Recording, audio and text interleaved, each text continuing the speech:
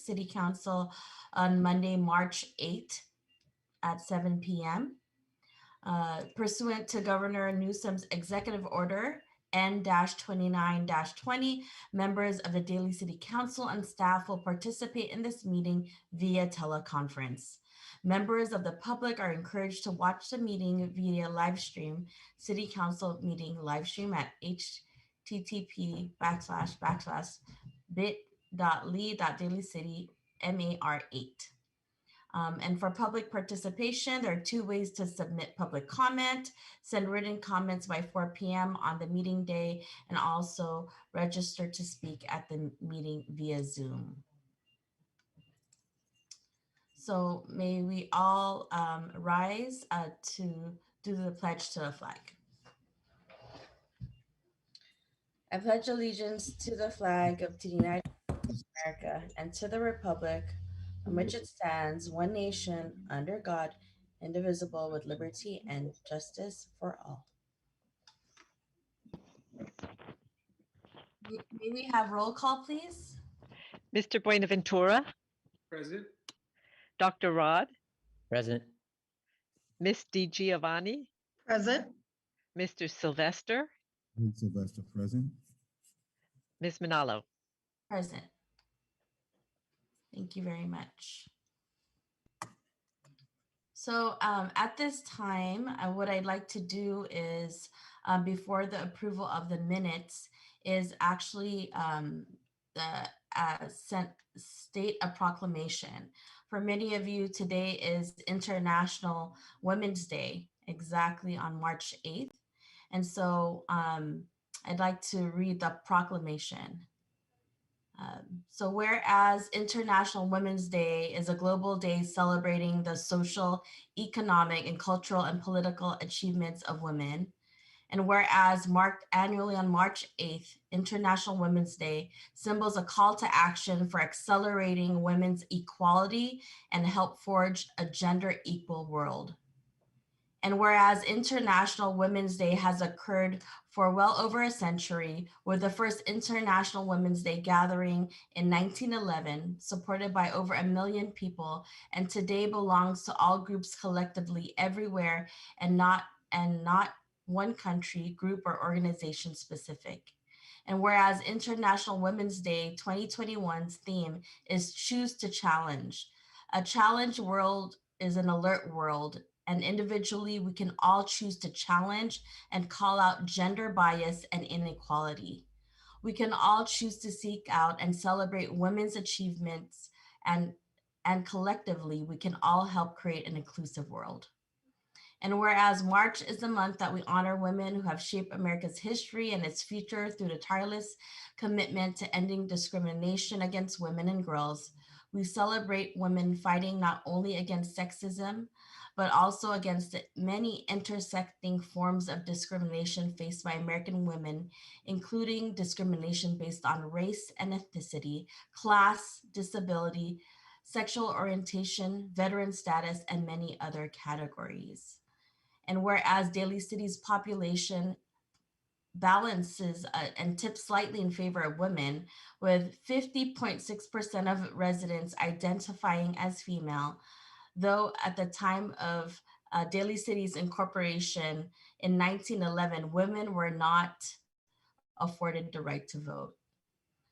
And so now I, therefore, Jocelyn C. Manalo, Mayor of Daly City, on behalf of the City Council, do hereby proclaim March 8th International Women's Day in Daly City to honor International Women's Day. There is not one organization I'd like to send this out to. This is actually to every woman residing in Daly City and to every woman working in Daly City. As we continue to fight for equality for now and for the future. So thank you very much for this opportunity. Thank you. And now moving on to our approval of the minutes for the regular meeting of February 22nd, 2021. May I have a motion, please? Motion to approve the minutes. Second. Okay, have a first and a second. All in favor, say aye. Aye. Aye. Aye. Thank you very much. Now moving on to the approval of the agenda. Motion to approve the agenda? Okay, we have a first by Councilmember DiGiovanni, second by, was that Councilmember Sylvester? Yes. Thank you very much. All in favor, say aye. Aye. Aye. Aye. Thank you. And now moving on to the consent agenda. Motion to approve the consent agenda. So moved. Okay, moved by Vice Mayor. Do I have a second by Councilmember Sylvester? All in favor, say aye. Aye. Aye. Aye. Thank you very much. Now moving on to item number 2 on our public hearings. It's the ordinance amending chapter 10.12 of the Daly City Municipal Code, speed limits. And we have our staff member, Ms. Chan.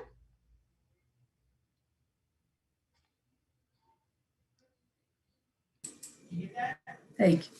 Good evening, Honorable Mayor and Honorable City Council. Tonight, staff recommends that the City Council conduct a public hearing to approve the ordinance amending Chapter 10.12 of the Daly City Municipal Code, speed limits, adopt a resolution to approve the engineering and traffic study 2021, and introduction of ordinance to amend Chapter 10.12 of the Daly City Municipal Code, speed limits. The California Vehicle Code requires that an engineering and traffic study be performed to validate the posted speed limits on local streets, and which also allows law enforcement to enforce the speed limits by use of the radar. The last time the Daly City prepared a engineering traffic study was back in 2010. So speed limits are based on the prima facie speed limits of 25 miles per hour are recommended for residential streets and business districts and school zones, and 15 miles per hour for alleyways. But along major arterials and corridors, we have to do a speed survey along different segments. And so we have to base the posted speed limit on the 85th percentile speed.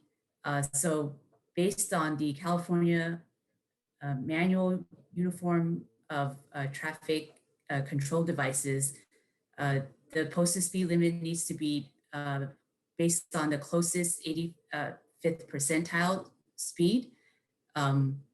So you normally have to round to the nearest 5 mile per hour speed limit.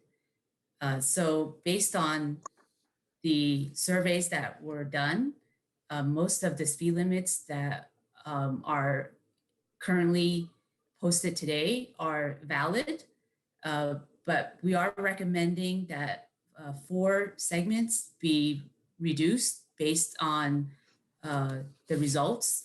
So we are recommending that Hickey between Gellert and the eastern city limit be lowered from 35 miles per hour to 30 miles per hour. John Daly Boulevard between Juniper Serra and Mission Street be lowered from 35 miles per hour to 30 miles per hour. Juniper Serra between the city limit at Colma and to John Daly Boulevard be lowered from 35 miles per hour to 30 miles per hour. And then also on St. Francis Boulevard from Eastmore Avenue to Serramonte Boulevard be lowered from the 30 miles per hour to 25 miles per hour. So the first 3 corridors, Hickey Boulevard, John Daly, and Juniper Serra, are all part of the city's high injury network, which is the arterials where there's a high concentration of fatalities or serious injuries. And it's been shown that speed is the higher this vehicle travels, the more serious the injuries are. So by lowering the speed limit, we hope to then reduce the serious and fatality rate along those corridors. And St. Francis Boulevard is a primary residential street. So, and since most residential streets are already set for 25 miles per hour, we feel that this is more consistent with all the other residential streets in Daly City. In addition, we also have uh, class 2 and class 3 bike facilities that we recently added that is consistent with our ped and bike master plan. So all the other streets will remain the same except for these 4 corridors. So the engineering and traffic study consists of a table showing all the currently posted speed limit and the recommended speed limits. And on some of them, we reduce the speed limit, the posted speed limit based on what's allowed in the code so that we are consistent with what is posted. So we are, so with that, there are no other changes, but we are updating some of the limits of the segments that were originally posted in the ordinance. So it doesn't change the posted speed limit, but just some of the segments that were already in the ordinance, I think were outdated. And so we're just kind of cleaning that up. So if staff is available to answer any questions. Thank you so much, Ms. Chan, for your presentation. Are there any questions from my colleagues at this time? Yes, I have a few, if I may. Councilmember Sylvester. Thank you so much, Ms. Chen. Thank you so much for the report. I've looked over the enclosed documents to include accidents that were that happened in our city. And we're talking about here in decreasing the speed in some of the neighborhoods, but we use the accidents and as you made mention, because of the high fatality.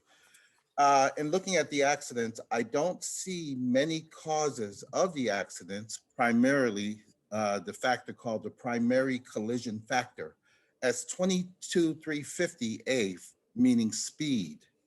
They had numerous other vehicle code sections, 21453 for red lights, 22450 stop signs. And I think that if we were going to reduce the speed, that we should have information to validate because of speed. Uh, this is why we should change some of the items, but that's just a comment. Also, in your presentation, you made mention that law enforcement uses radar. So I think that that should be changed or amended to include either clocking or observation. If law enforcement sees a vehicle and they don't have radar in their vehicle, they'll usually get behind the vehicle and follow the vehicle for a distance of at least 2 blocks. And that's a different method of validating speed. So that would be my comment in that area. And then thirdly, um, I'm hoping that I've asked for a cost recovery. So have our fines remained the same for over the past 10 years? For instance, a red light violation, the normal average throughout the state is $490. What does Daly City charge for a red light violation?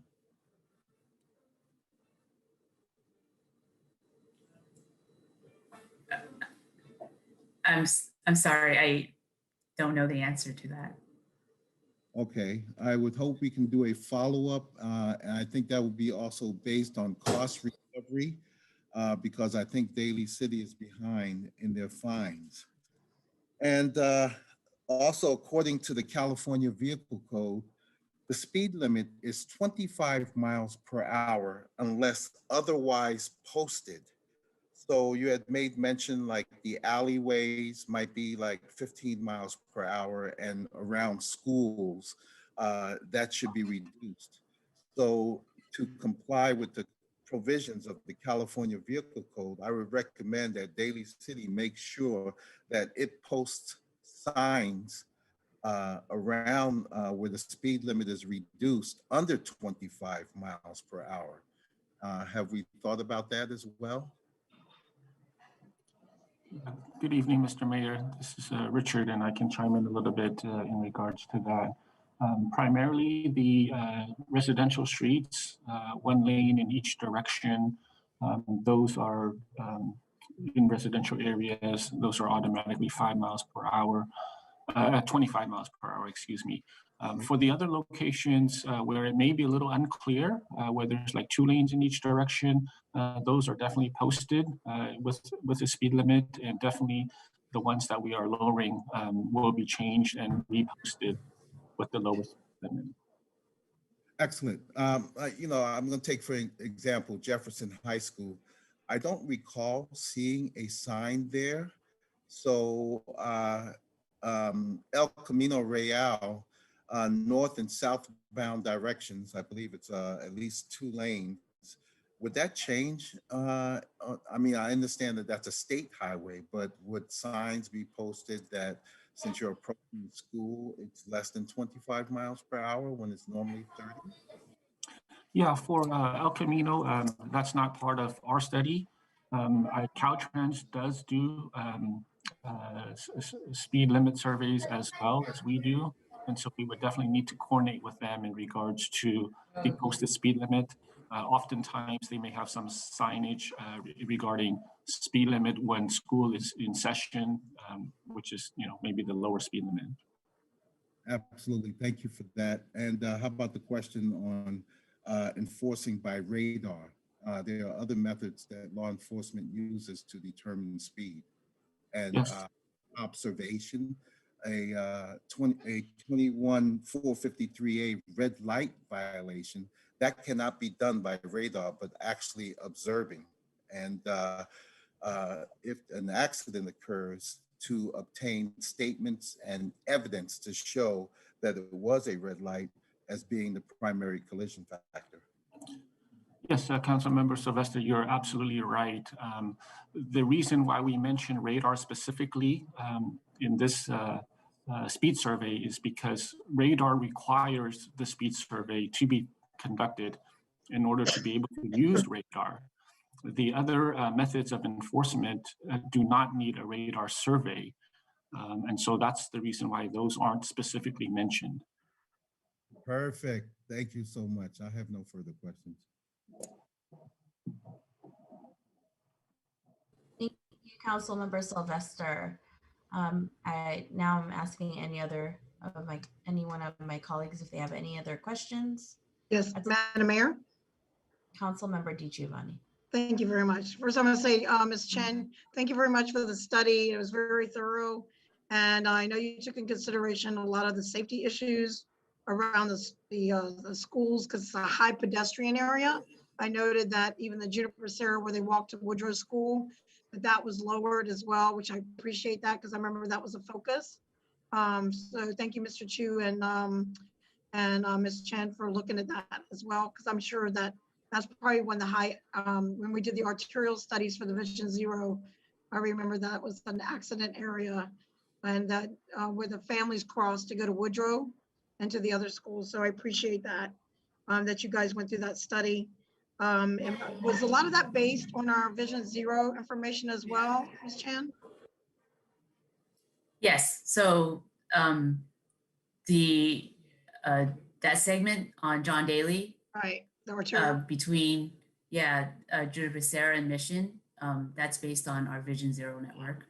Excellent, excellent. Because I remember at CCAG when we discussed that, so that lowering that will definitely help the families as well and feel a little bit safer.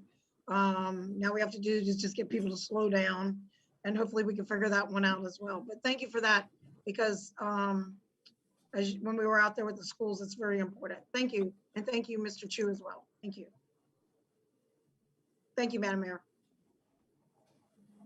Thank you very much.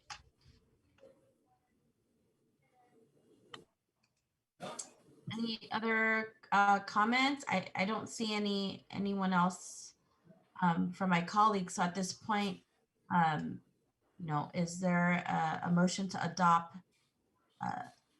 Actually, is this? It's a public hearing. It's a hearing. Okay, do you have a motion to open the hearing, please? Motion to open the hearing. Second. Okay, thank you very much. Stephen, are there any public comments in regards to this item, please? If any member of the public that is in our meeting would like to make a public comment, please use the raise hand feature and then I'll call you by name. And you will have 2 minutes max to speak. Okay, we have one person. Oh, I thought I saw one person. No.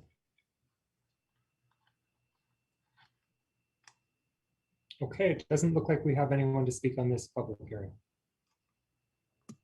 Thank you. Thank you very much. So at this point, I have a motion to close the hearing. Motion to close. Do you have a second? Second. Oh, sorry, Dr. Rock. Thank you very much. And now, is there a motion to adopt the resolution? Motion to adopt the resolution amending the speed limits. Okay, we have a first. Is there a second? Second. Okay, a second by Council Member Benaventura. And may we have roll call, please, City Clerk? Mr. Buenaventura, Aye. Dr. Rod, Aye. Miss Di Giovanni, Aye. Mr. Sylvester, Glenn Sylvester, aye.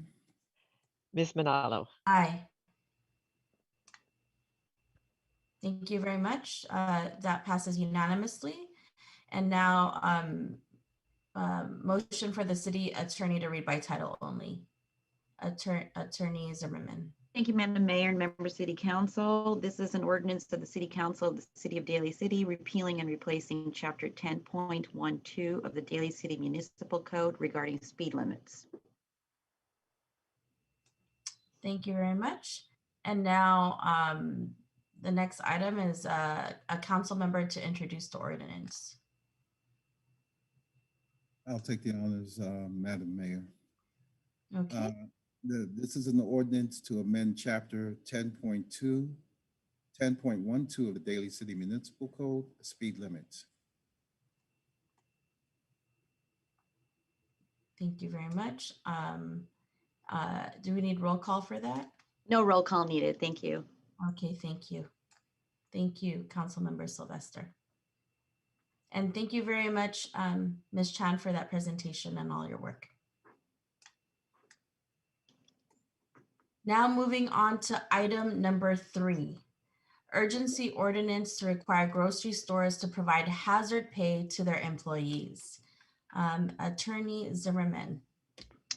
Thank you, Madam Mayor, Honorable Mayor, and members of the City Council. Before you this evening is the consideration to conduct a public hearing to adopt a urgency ordinance to require grocery stores and/or retailers to provide hazard pay to their employees.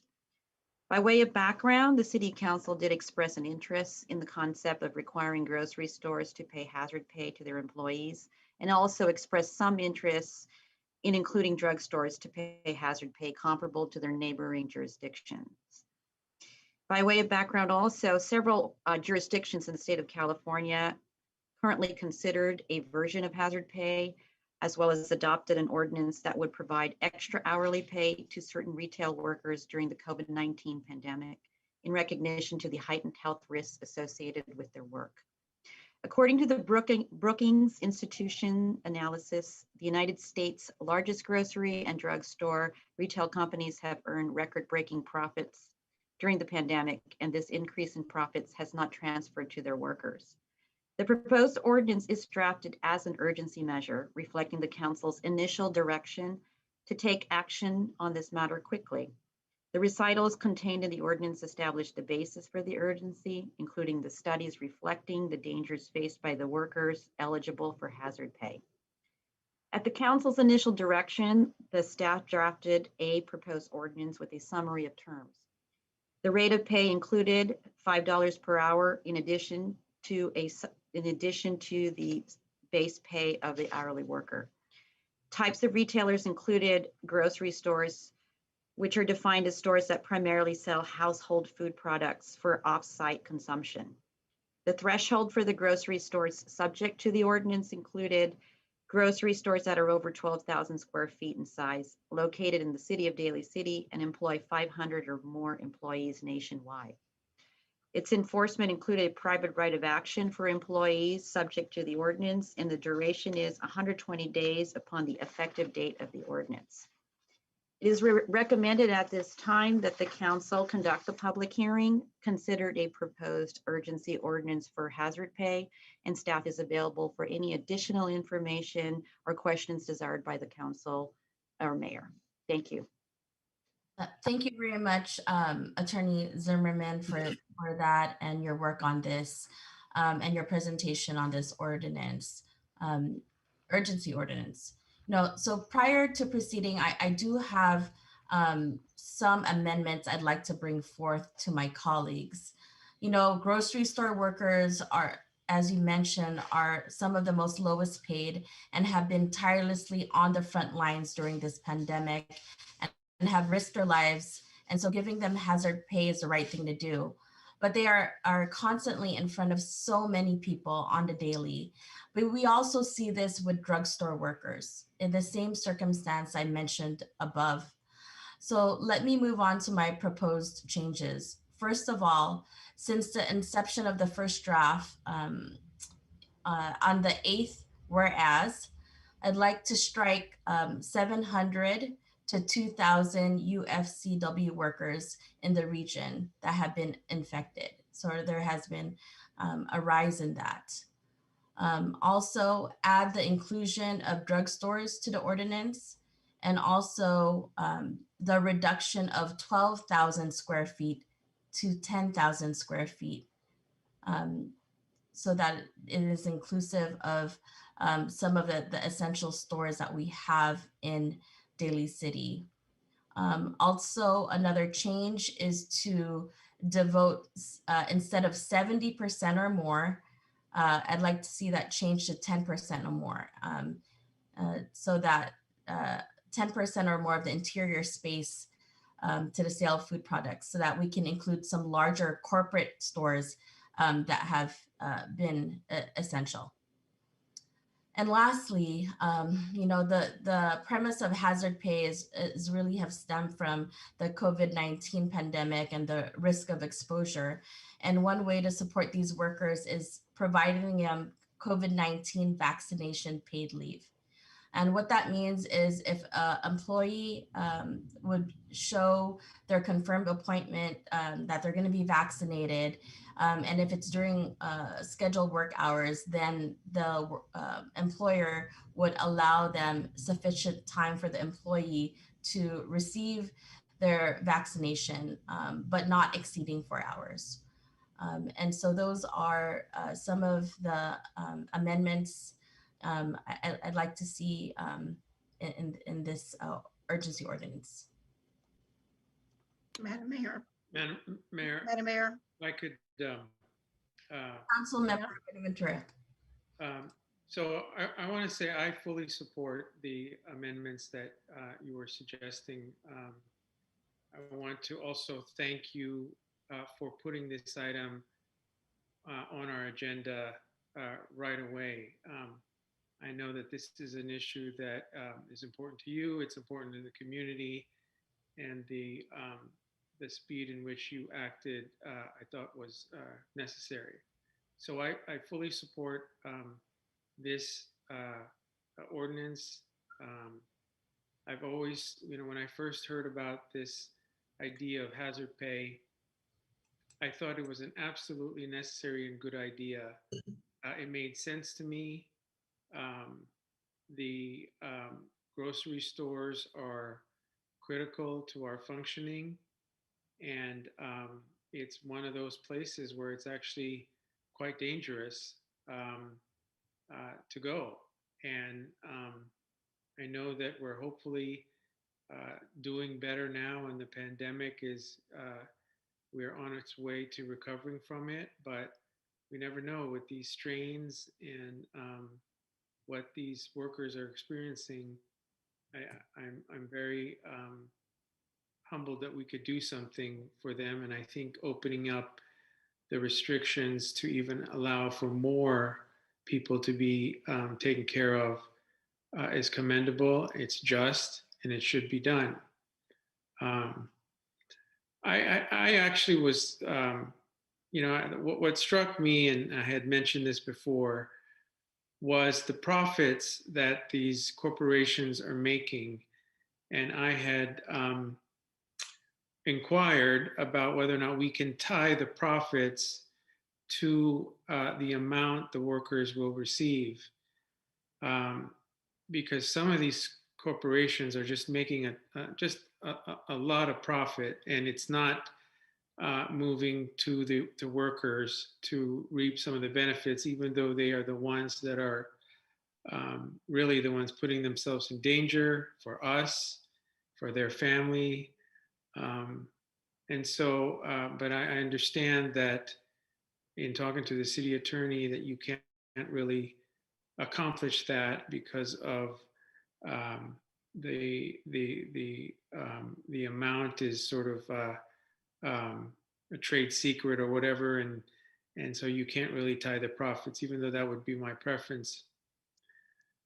In the alternative, I would like us in Daly City to take a bigger lead, and we are talking about $5. I think we can do more, and we don't have to follow what other cities are doing by maintaining that $5 level. And I would really like a discussion and a consideration that we go beyond what the standard or normal seems to be, because we are the largest city in San Mateo County, and we should act like it. And that includes taking care of our people, our workers, and making a mark for Daly City. I'm also curious about, this ordinance is set to expire in 120 days. I'm interested in expanding that further. But, I understand that there are mechanisms to do that. So my questions would be, when would be the appropriate time to reconsider either continuing with the ordinance by extending it in longer duration, or just making it longer now. I want to be positive with respect to what's happening with COVID, but I don't think it's going to happen quickly. And this, like I said, these strains that are affecting the communities now are cause for concern. And, the workers have already suffered. And I would just like to give them some reassurances, because they really are putting themselves in jeopardy for our sake, and they should be rewarded. So thank you, Madam Mayor. Those are my comments for now. Madam Mayor? Thank you, Councilmember Benaventura and Councilmember DiGiovanni. Yeah, thank you very much. I'd like to echo my colleagues, because when I first brought it up about the expansion, I'm glad now, I want to thank Julie Lynn Rupp from the Labor Council and UFCW. And when I first brought it up about the idea of the Target and Walgreens and those kind of places being involved, I now am happy to hear the mayor and them to accept that expansion. From the beginning of conversation, it has expanded that to now. So I thank you for now reconsidering it. And from the first conversation that we had. And then as far as the review after 90 days, probably if we have 120 days, if our city attorney would recommend that as well. But everything else, adding the drugstore, we are here for the workers of Daly City, and we need to do everything we can for them. And thanking the Labor Council for contacting. Actually, she contacted the mayor, Manalo, and myself right away. So I appreciate that, knowing that action would be taken tonight. So with their guidance and their input across the board, labor is really coming strong. And again, thank my colleagues for expanding your thoughts from the first conversation to now, to add in the drugstores as I had asked, and which would in turn change the square footage and to reduce the 70% of the food when I first asked.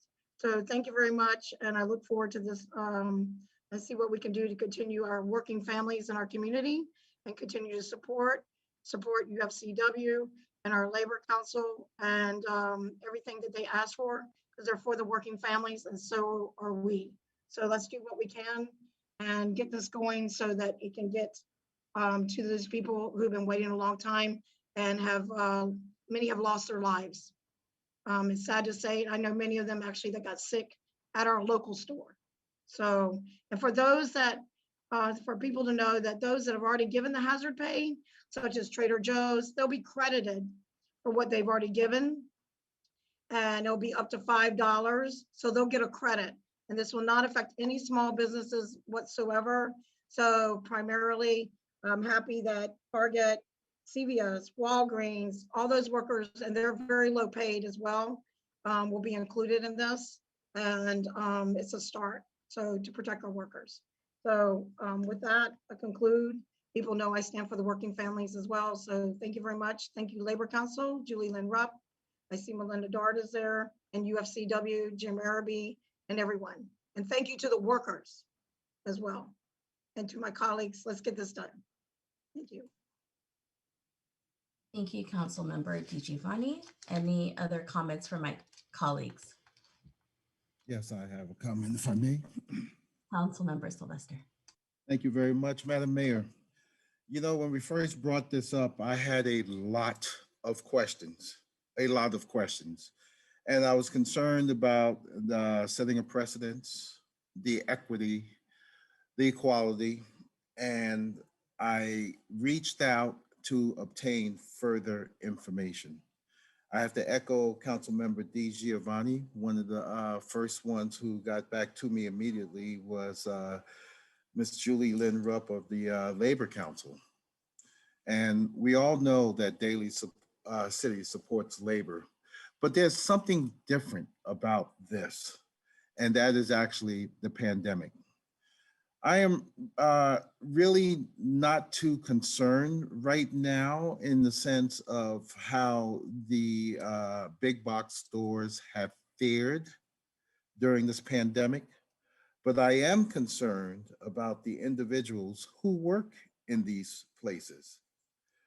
And I would like to recommend the following changes to be added or considered. I see managers and supervisors in the ordinance. I think we need to include as part of that group is confidential employees, because these corporations have them, but these confidential employees may not be on the front line. So to define them as to be excluded, I think it's very, very important. Next, I think the hours of operation. Let's say someone who are stocking the shelves at night, and most places do this when the stores are closed. Well, they don't have no exposure to the public and the community that comes in if the stores are closed.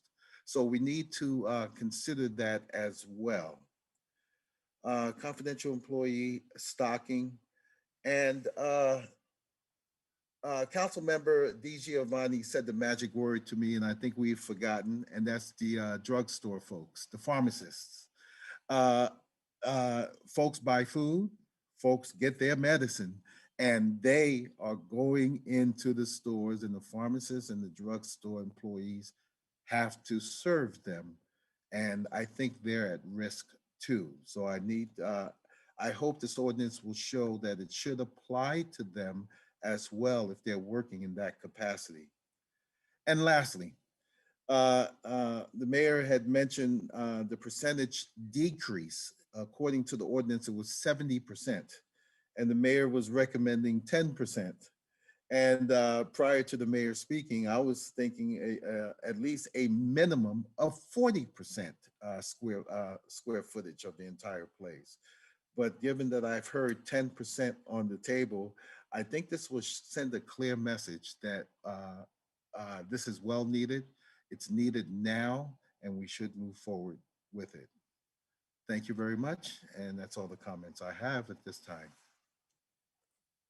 Thank you, Councilmember Sylvester, for your comments. Mayor, may I contribute to the discussion as well? I concur with my colleagues. I feel that we're facing unprecedented times, and during unprecedented times, we do unprecedented things. So I concur with everyone. I'm in totally support of this urgent bill, and yeah, and I welcome all the amendments by both my colleagues. Thank you, Vice Mayor. So at this point, if there are no other comments or questions from my colleagues, I do ask for a motion to open the hearing. Motion to open the hearing, public hearing. I have a first, second by Councilmember Sylvester. And Stephen, are there anybody in the queue, please? Yes, I will. Let me just open my participant list here. Okay, so any member of the public that would like to make a comment, please use the raise hand feature. I have, and you will have 2 minutes maximum, and you can just watch the screen for the timer countdown. So the first we have is Nick Ushipinti. So Nick, if you want to unmute yourself.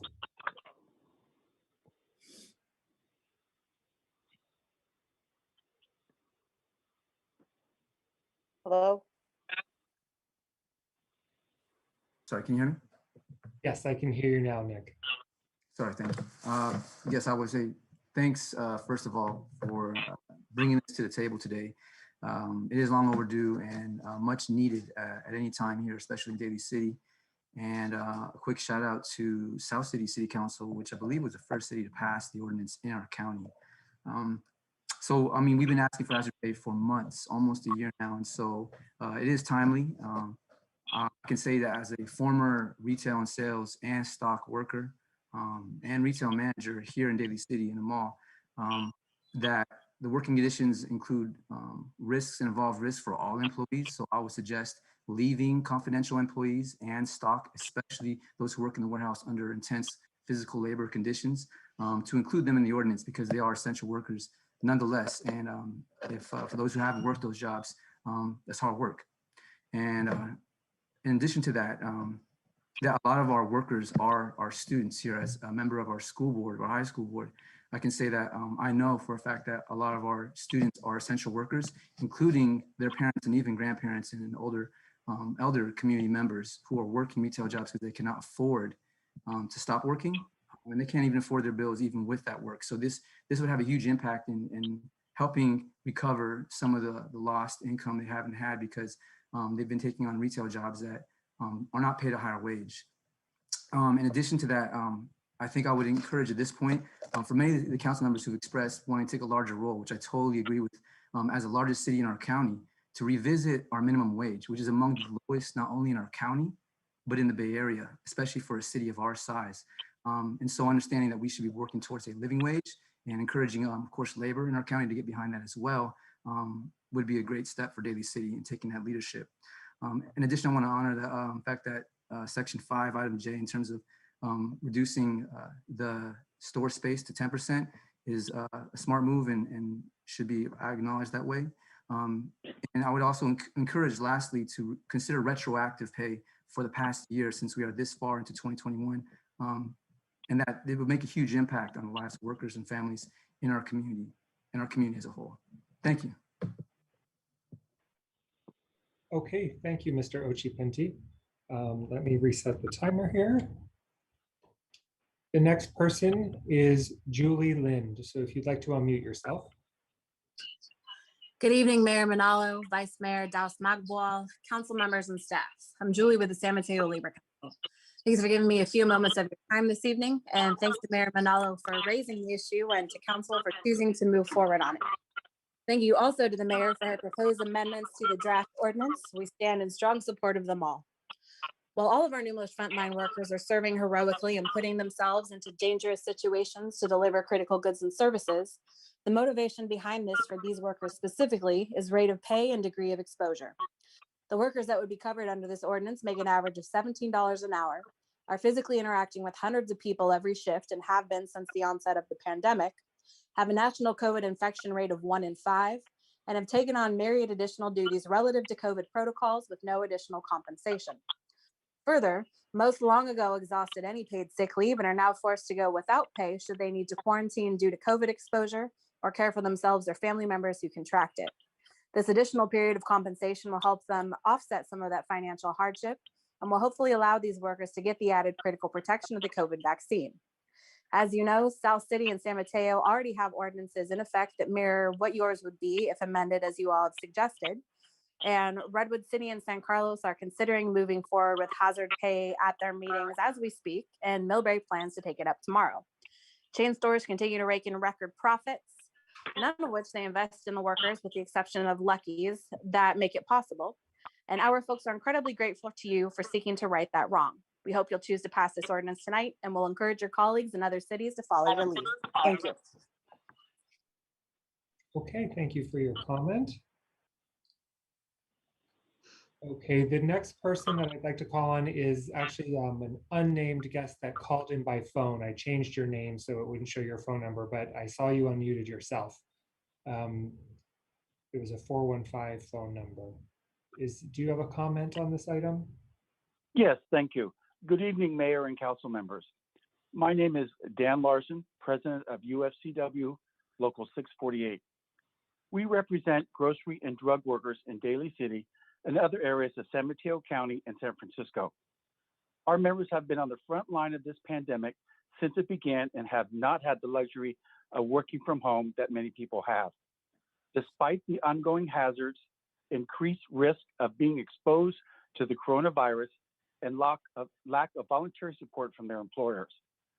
They have continued to report to work and serve the community and are tasked with the additional responsibility of maintaining a safe environment for shoppers by maintaining social distancing, wearing and monitoring mask usage, disinfecting high-touch areas, and limiting customers in stores. Excuse me. Our members suffer the abuse from frustrated customers who have yelled and spat at them. The essential workers putting their lives on the line every day that they walk into the store. Our members work hard, long hours, and through difficult situations. Our members, the essential workers, cannot get vaccinated, and there's no clear time when they can. They keep the economy running, and we need your support for hazard pay for them, and please do not forget the essential workers like their employers did. Thank you very much. Okay, thank you for your comment. I am just going to mute you again just to reduce background noise. Okay, the next person is Cynthia Lukowitz. If you'd like to unmute yourself. I have unmuted myself. Thank you very much for letting me speak. I just want to say, as an essential worker in a grocery store, not in Daly City, but in one of the neighboring cities, which has not yet enacted the $5 hazard pay, working at late hours of the night and everything. We really need to be taken care of, and we really deserve to get what we are owed. We are out there every day, no matter what, for all of you to go out and shop. And we do get spat on, and we do have to deal with people not wanting to wear their masks. And we do have to clean down and wipe down areas for the common areas where everybody touches. So I appreciate what everybody has said here tonight.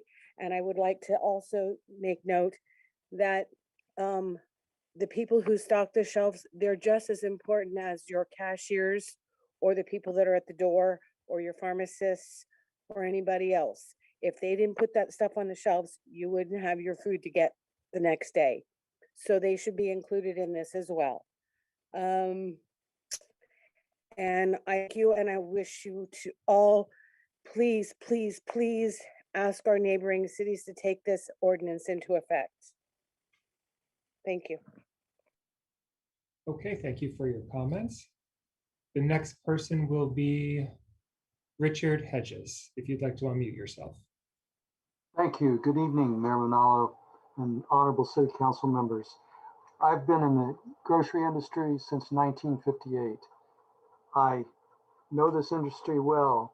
I listened to the president of our international union speak on CBS, where he's told us that 77,000 of our members nationally have been infected by this virus and 600 died. Untold members of family contracting this virus by then taking it home. We've had not 2,000, but nearly 3,000 members infected in the Bay Area. That's including local 648 and local 5, my local. I would like for you to be very careful about who you exclude. The companies are very good at expanding exclusions. Confidential employee could mean anything, even the people that work in the booth and have contact daily with customers. Night crew members also have contact with customers, as well as delivery people and so on and so forth. Excluding them would be a big mistake. I want to thank you for bringing this forward, though, and it's going to do a lot of good. I can't thank you enough for considering it. Hopefully you will pass it and not exclude people that deserve to be included. Thank you very much. Okay, thank you for your comments. The next person is Leon Wong, if you'd like to unmute yourself. Good evening, Mayor, Vice Mayor, council members, and staff. I'm Leon with UFCW Local 5, representing thousands of groceries and pharmacy workers in the Bay Area. I wanted to voice out for our essential workers regarding hazard pay. Many people may be confused by the name hazard pay because when in fact it should be called appreciation pay or hero pay. Hazard pay is not just an appreciation for their service to the community during this pandemic, but most importantly, these extra dollars per hour will help them buy extra PPEs that their employers failed to provide, besides helping them with their bills, that buy more food for their family, and that makes a huge difference for the workers. These workers have the highest risk of COVID-19 exposure when compared to bank workers and workers in other industries due to the high volume of customers they encounter in person every day. Companies have commented about providing an extra $5 an hour as close to a 30% wage increase, which is unheard of. That number only shows that these essential workers have long been underpaid and underappreciated. These companies claim to take pride in giving the best treatments to their workers. And yet, when we ask them to provide temporary relief, like COVID pay, hazard pay, to their workers at the time they need it the most, these companies turn their backs and simply say they have already provided enough. These workers face so much difficulties and stress in trying to stay safe at work just so we can bring food to our table and provide medication to those who depend on it.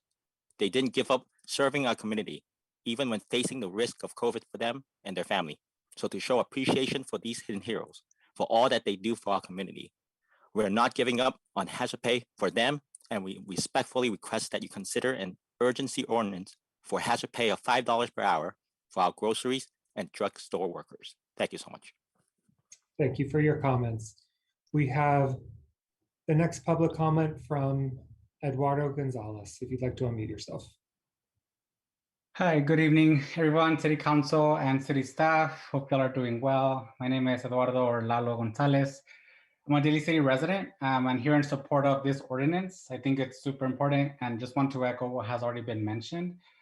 First, considering retroactive pay, we're already going a year in this pandemic, so it would be great to take this a step further and retroactively pay staff. Secondly, it also include all workers, including those at stock shelves and confidential employees. These are reasons that have been stated before me.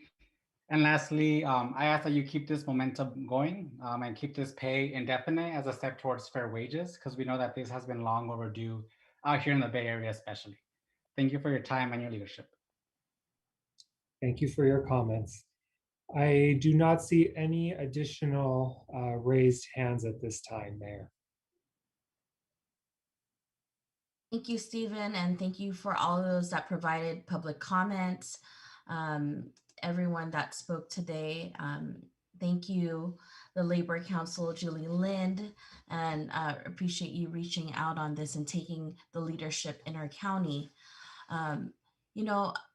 For me, it's extremely important that we take this matter on today, and I was trying to push it on even earlier.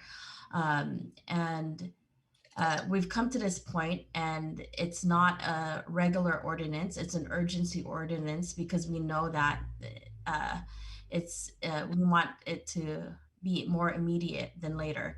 And so I hope that we can move forward with this, and I have a motion to adopt the ordinance with the following changes aforementioned earlier. But I do something did resonate with me in regards to this is a time in which these workers are faced with multiple amounts of people every single day, right? When we go to the grocery store, and they are not afforded the opportunity to work from home. And in that regard, they're risking themselves, they're risking their families, and loved ones, right? And so, it was mentioned earlier that we should do more, and it resonated with me.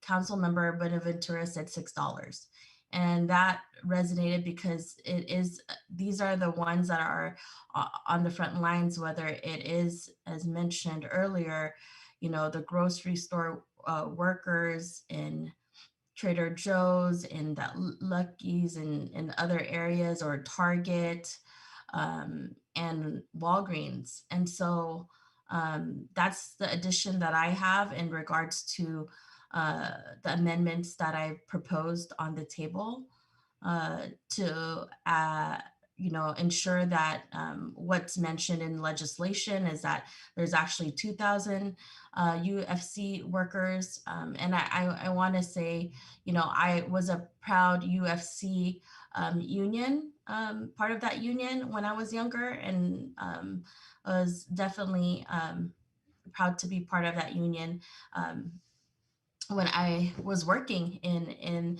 the retail world. And so also the reduction to 10,000 feet, it's just ensuring that, the Trader Joe's and grocery outlets are included. And really the 70 to 10% is there's a lot of workers that live in Daly City and work in the Target, right, in Daly City. And so that's something important to include, and definitely the paid leave, because some of the workers, if they're choosing money on the table to feed their families, and then heading out to a vaccination, and yet they don't have that paid leave, I think that they should be afforded that opportunity. But that's the only change that I think is important. I know that Councilmember Sylvester, you mentioned something about the confidential employees. Are you asking to include it or to strike it for one of the amendments? Well, there are actually two areas, Madam Mayor. One is confidential employees. I feel that at least I'm unaware as to how much interaction they have with the public. And so that's why I had to ask to exclude them. And after hearing the comments tonight, I'm also going to remain firm that the stocking personnel, when the stores are closed, should be excluded. When the stores are closed, when they are open, then they should be included as part of the grocery workers because they deal with the public. So that's just for clarification. Thank you. Thank you, Council Member Sylvester. Madam Mayor. Council Member Di Giovanni. Yeah, first of all, I just want to share something that's when some of the people brought up the exposures that they get. So I won't go into details about what store and where this happened in what city, but this is just gives you an idea that when someone doesn't wear a mask and these employees are told to wear a mask, please wear a mask or whatever, they can be threatened, and they have been threatened, and it's pretty serious. And sometimes the police has to be called. So that's one thing. Second thing is, I want a clarification in the when it mentioned the employees, and I heard what Councilmember Sylvester said, but I thought in the ordinance it was going to say any worker that works 2 hours or more. Because when you view equity a little differently, I just want to hear from my colleagues. I think the clarification, Ms. Zimmerman, if you'll correct me, does it clarify to include all employees that work 2 hours or more? Because I know that even some of them at our local Westlake Safeway make minimum wage. Yes. So when he was saying the higher rate, but over here, some of them make minimum wage. They don't make $17 an hour. So it's pretty low. It's pretty low. So this gives us a chance to even help them as well, no matter where they are in that store. And sometimes they do more than one job. Like perhaps they're over there maybe doing shelving at night, and then the next day they could be cashiering or be at the self-checkout. So I like to take that in consideration as well, because they could switch their jobs and where they work and what department. And they're known to do that. The management does that over at our store. So I would like to think that through and to make sure that everybody is included and for those particular reasons, because that's how they operate over here, and pretty low pay. So please take that into consideration. And my second thing was that we could probably review this in 90 days, maybe, and to make sure on what the Madam Mayor was saying, that when you do the definition of the grocery retail and the dedicated 10% of the square footage to non-taxable food items, such as, we know Target. So, and everything other amended as she spoke and everyone else, I think, agree upon. But I think it's something to consider. And the delivery drivers that deliver for Safeway as well. So me as a total package, I know they switch from one thing to the next. They don't always do the same jobs. Madam Mayor. Under the management. Thank you, Councilmember Di Giovanni. Are you finished? Oh yeah, thank you, Madam Mayor. Okay, Councilmember Benaventura. Thank you, Madam Mayor.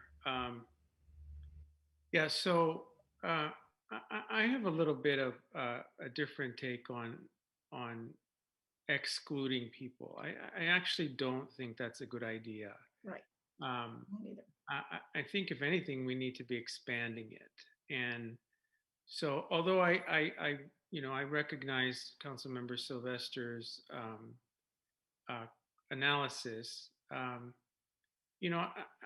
think we need to always we keep in mind that this virus is contagious, and it is contagious even more so than before, and that we really don't. There's still much more to learn about the virus from South America and or the South African virus and the UK virus, and how that how it can be so contagious, even though there may be less people at the grocery store. So that's one thing. The other thing that I'm very interested in is the idea of retroactivity. Again, I'm very much appreciative of you, Mayor, for bringing this to our agenda and having us decide now. But I think the workers have suffered already, and that needs to be addressed. And so, what I would like to see is retroactive till I think December was the peak of when the numbers really went up and when it was very dangerous. And I don't think we can ignore what the workers faced during that time period. And so I would like us to see not only bump it up to at least 6, but also to see if we can find a way to backdate this, because I think it's the right thing to do. And I think we need to take the continuous lead. So that's my comment. Thank you. Madam Mayor, I just want to make sure clear. Yeah, because I didn't get a chance to hear from Ms. Zimmerman about the $2. I want one moment, Councilmember DiGiovanni. One moment. So in regard to that, in context of the ordinance, it does state that very clearly. And so if you're asking that, it's in the ordinance. It says covered employee means any person who in calendar week performs at least 2 hours of work for the covered employer within the geographic boundaries of the city. So it's and it's paid by hour and qualifies as an employee entitled to a payment of minimum wage from any covered employer under the California minimum wage. But the main point is that if you work at least 2 hours. That's right. Yeah, so it'll be everyone, all employees. Thank you. And so that would cover everyone. Thank you. I support that. So that's how it is already. Right. I don't want, yeah, so I support that. Everyone. Okay. All right, so it seems like there are items on the table, that have been brought up on here. And so this is the time that, well, I have a motion on the floor with the amendments proposed. That's what I have. There was one more addition of, paying the employees back to December. Is it December? It wasn't very clear, but that's what was it, council member? December, yes. December, like concretely, because this is an urgency ordinance, and then we're gonna only have time to deliberate today, and then it goes into effect. So December 1. Yeah, can I know there's a lot of amendments, and I appreciate the discussion, but I do want to kind of give a little bit of parameters, and while I understand what's out there, that and given this is an urgency ordinance, the findings that are appreciative on the floor are what are findings currently. So I don't want to limit in any way, but I do want to give some parameters of some potential challenges with regards to some of the amendments, if I may, if that's okay. One of it really is, as you know, that there is active litigation. There was currently a hearing settled that is out there in terms of preliminary injunction with regards to the city of Long Beach. And that judge did deny the preliminary injunction, but currently there is pending several active ordinances that are out there that have active litigation, and all of the jurisdictions are very mindful of that. So most of our ordinances are crafted as a model to withstand an urgency ordinance. So that's primarily what I would like to see, that our urgency ordinance as adopted by the council would sustain and prevail in court. There are some cases, and without doing a thorough legal analysis, that have some issues about the level of retroactivity moving backwards. When you have an urgency ordinance that's adopted, the urgency is taking into effect as a current measure now. So there are sometimes legal challenges that may challenge your ordinances when you go backwards in pay, as opposed to moving forward when the urgency exists now. That's why you're able to address an urgency for the health and safety. So I want to be mindful, because I do want your ordinance to sustain, the current ordinances out there really kind of move towards the effective date as the adopted date currently. And that being said, is that some of these retailers already have a payroll and more than likely may not have your base pay rate effective today. So you could have a retroactivity that is effective today, meaning if they got paid 3 weeks from now, that you would make sure that that retroactivity goes to the date of the adoption date today. But I do have some concerns, Councilmember Ventura, about moving back to December. I just want it to move forward. So I just want to raise that without doing extensive legal research. It's just that there is active cases out there that talk about this ex post facto type of legislation. I appreciate that, and you made a lot of sense, and I think you've given us some good legal advice to consider. However, what if we can deal with it another way?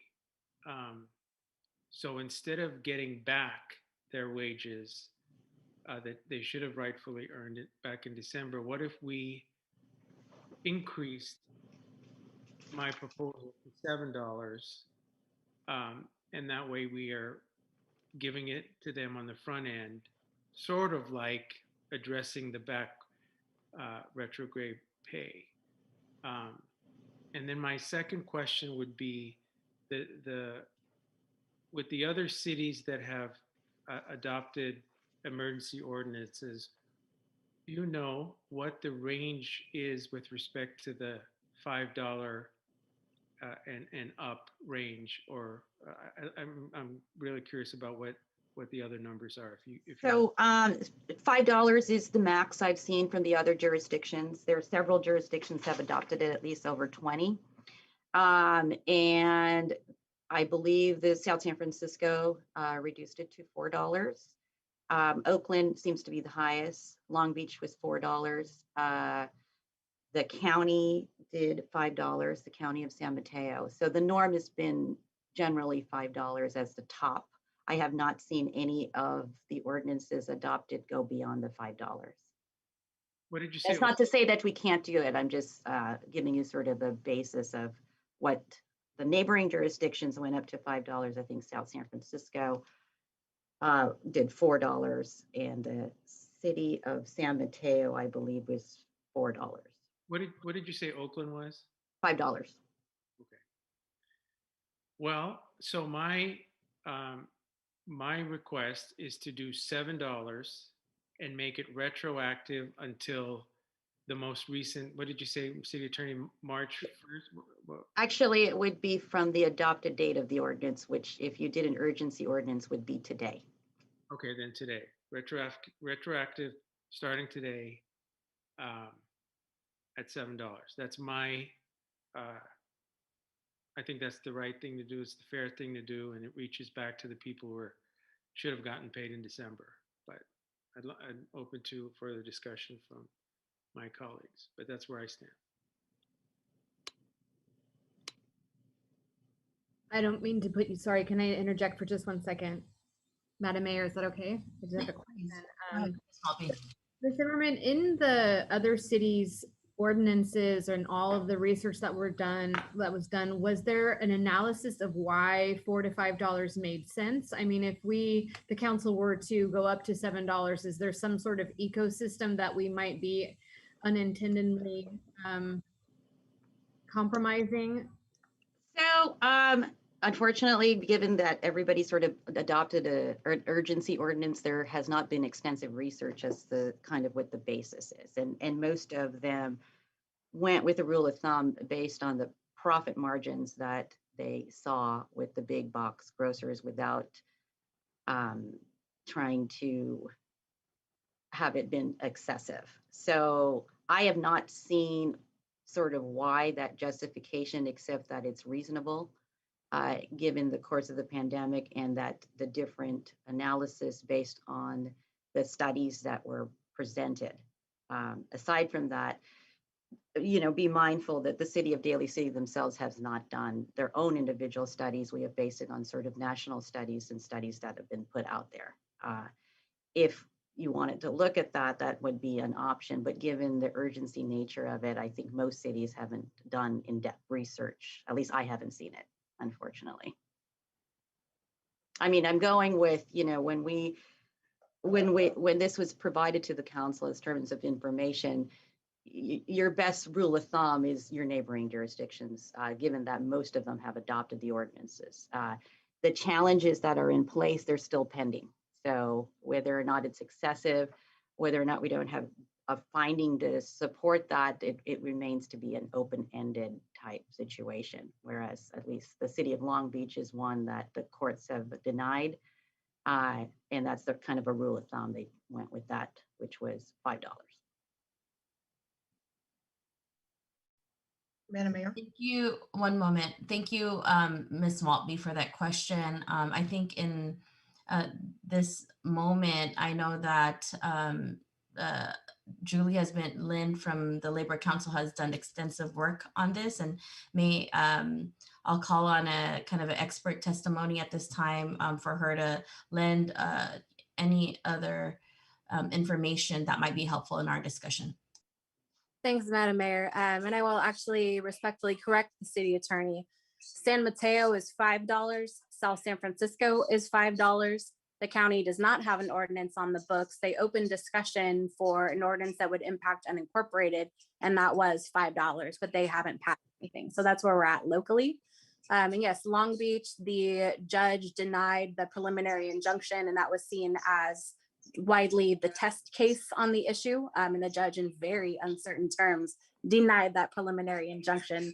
As for why the varying amounts, which fluctuate between $3 and $5 in the Bay Area, it was largely, as you had said, what had seemed reasonable at the time. But if you all as the council want to make this larger investment in your workforce that is in a huge degree of struggle, there is nothing that precludes you from doing so, and you will absolutely be the highest in the state. And we will hold you up to celebrate you wanting to take that extra step and wanting to make that extra investment, particularly given the cost of living in our county and the huge disparity between the haves and haves not.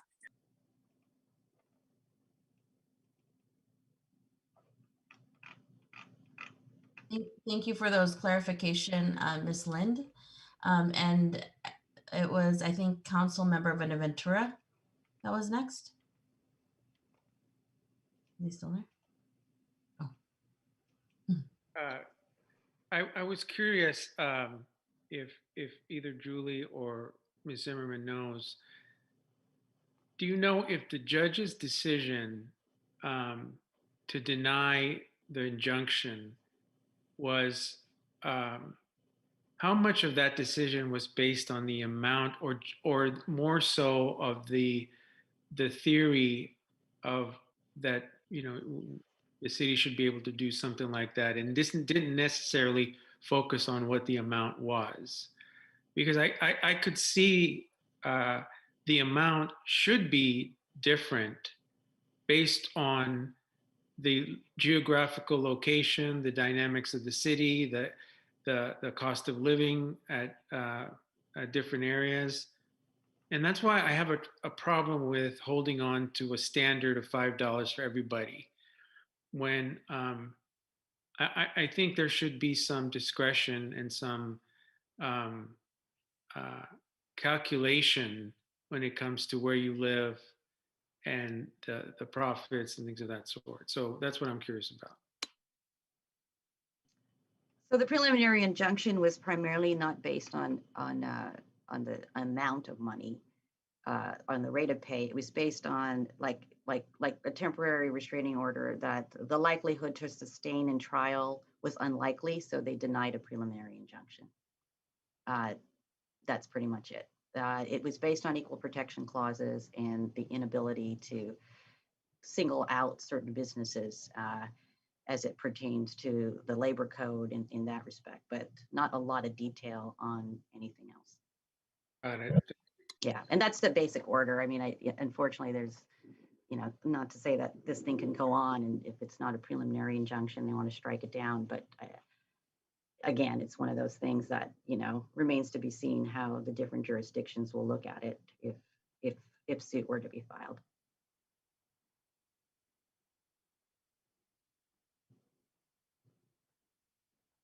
Thank you. Does that answer your question, Councilmember Bonaventura? It does, Madam Mayor. So unless there's more discussion from our colleagues, I would ask that my amendments be added as friendly amendments to your motion. If that's agreeable to you, which, let me be specific, is to make it $7 and to make it retroactive till today. Thank you, Councilmember Bonaventura. I mean, given the rationale that you mentioned, it's the premise is, that they should have been getting it even before this date. I feel comfortable in moving it to $7. I would change the amendment to that, but that's what I have on the table. I would second that motion. I do have a point of clarification. So the current proposed ordinance, excluding the amendments as proposed, Mayor, does exclude managers, supervisors, and confidential employees. Is that something that you currently want to continue to remain in the ordinance? I know that was brought up.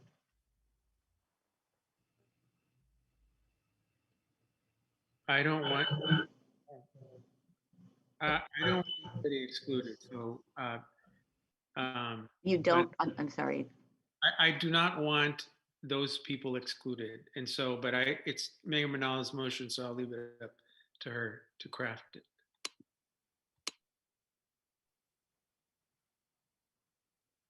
Mayor Manala? Yeah, well, I think for me is understanding, what entails confidential employees, because if it is management or supervisors that do have a higher pay and have the luxury of paid time off and leave, then it doesn't address kind of the population we are trying to help, right? So that's where I'm at, and I think I need to understand more clearly like what that entails.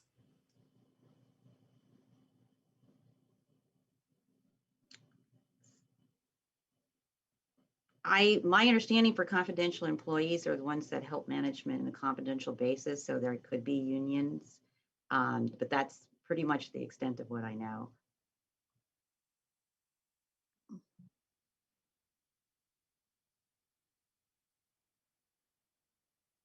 It is does anyone on this call know, I mean, what that is? I mean, what that entails. I mean, because then if it is kind of a management role, I mean, the proposed ordinance specifically calls out managers, supervisors, and confidential employees as being excluded from the hazard pay. So if there is some concern about confidential employees and what they're designated as, you don't have to include it. I'm just bringing it up as an option, but it does exclude managers and supervisors. okay.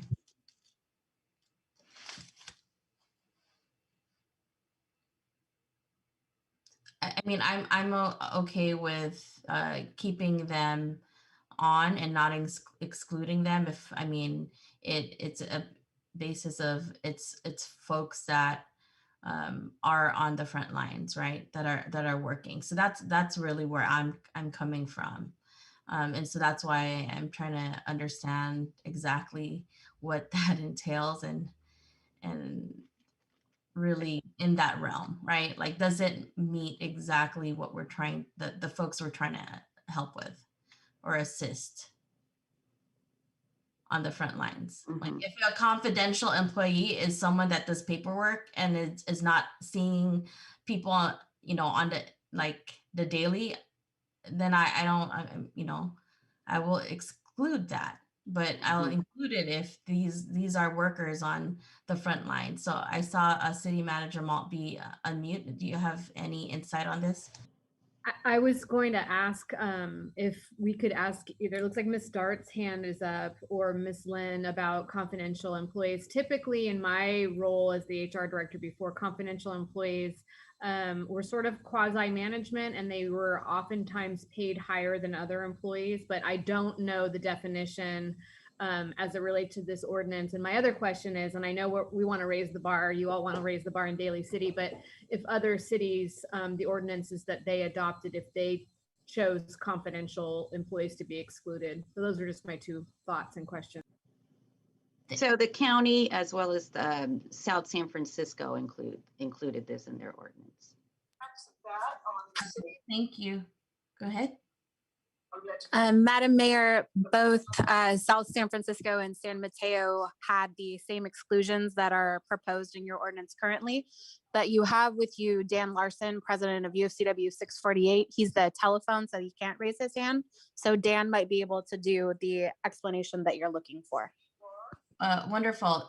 Please, can you unmute Mr. Larson?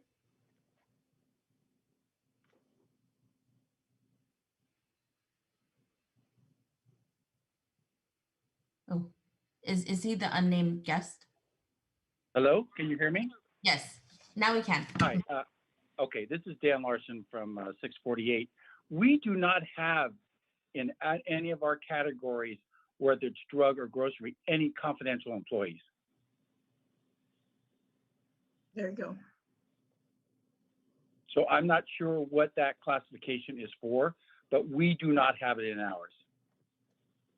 They're not part of our group, and I'd assume they're a part of management. That's right. Okay, thank you for that clarification. So with that, Certainly. I feel comfortable in leaving that in the exclusions. Okay. Thank you. Thank you. Thank you. Are there any other clarifications as we proceed, Mr. Zimmerman? No, I think I could, assuming you've completed the motion, I'd like to reiterate some of the amendments that you included so I'm clear.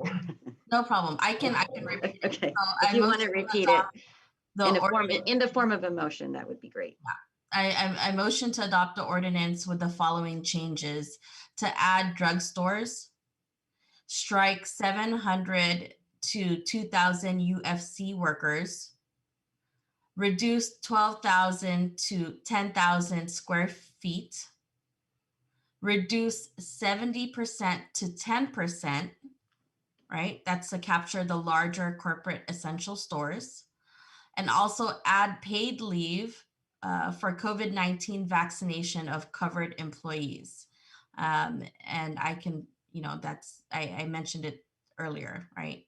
Not exceeding 4 hours, but being able to show proof that they have an appointment for vaccination, and that's the vaccination piece. And then an increased hazard pay to $7. Madam Mayor. Councilmember DiGiovanni. Thank you. Just a point of clarification. I know, thank you for mentioning the 10% of the square footage, but that changes I'm sure you're in the same line, changing the definition of the grocery retail definition to make sure that is definitely clear in the language to non-taxable food items as the definition. But other than that, thank you very much. It is the area in which it's delineated in the ordinance, Ms. DiGiovanni. So therefore, that's the only location it is located as far as the square footage. So it will be clear. Thank you for that. I have a comment, if I may. Councilmember Sylvester, please. Thank you. Just a reminder to my colleagues here, and I'm going to couple my comments with what I've heard from the city attorney as well. Madam Mayor had made mention, and I wrote it down, the population that we are trying to help. I think it's an excellent point because when this first started, we were talking about the low income workers who are dealing with the public. Then we started to go off on a tangent to try to address the minimum wage issues. Then we went off and we discussed where folks, according to other counties, and how much it has gone up there. And it kind of alluded to, well, how about where folks live? And, what if we have folks coming in from other counties over to Daly City? Say, for instance, what has San Francisco done to be one of the biggest counties in the state? And how much is being proposed there in San Francisco? True, not every county is the same.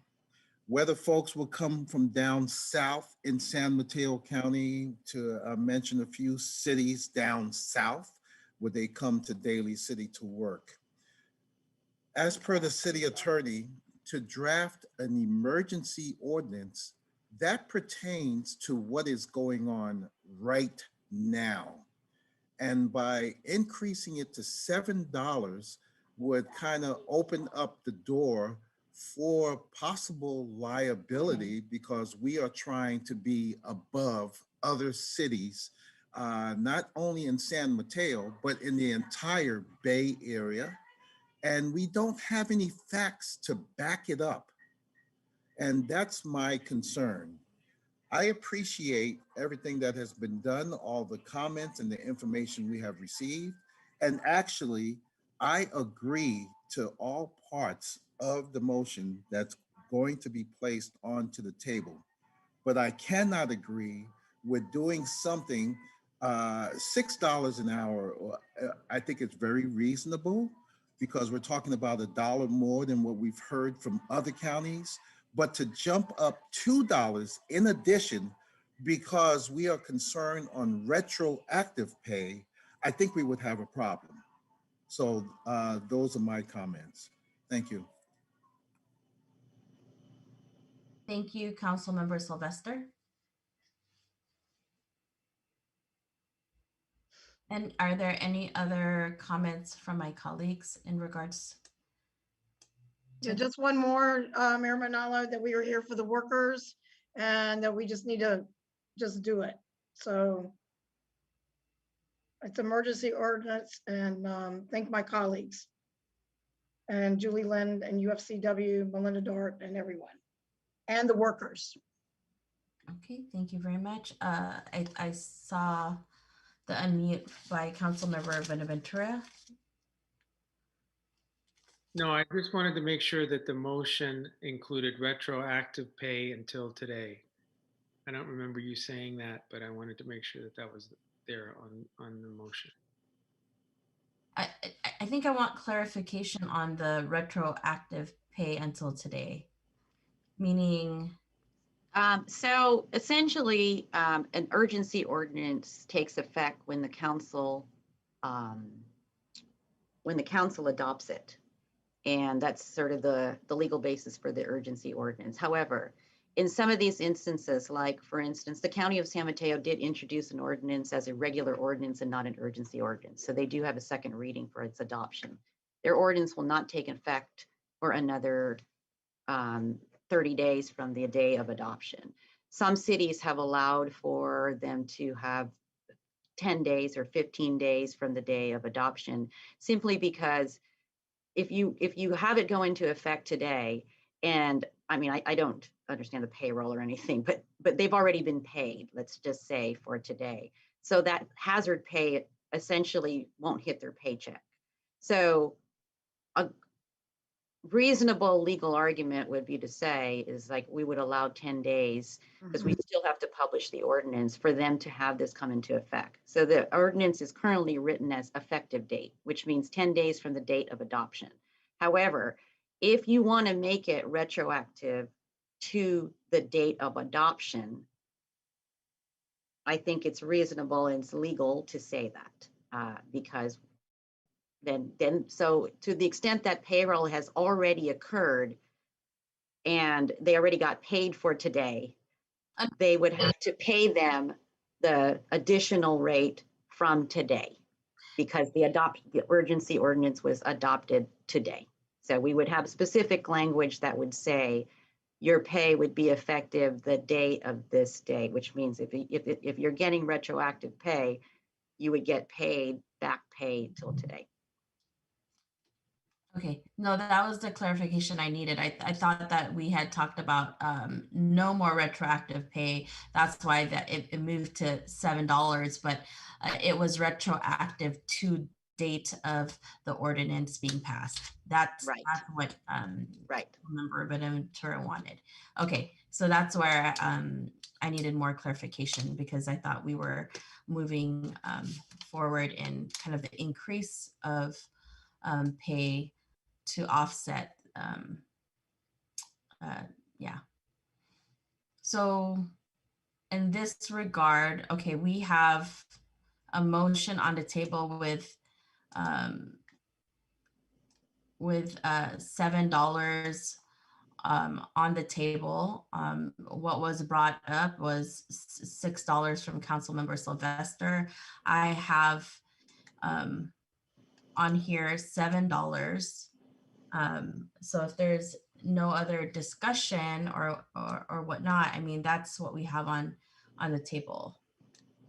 It's really I think the only last piece is including, well, Rose, please include that will be effective today. Effective today when we pass the ordinance. Okay. We pass the ordinance, exactly, to add that language. Okay. And the only I think dialogue here is $7 versus $6, which I hear on the table, but I have it as $7 right now.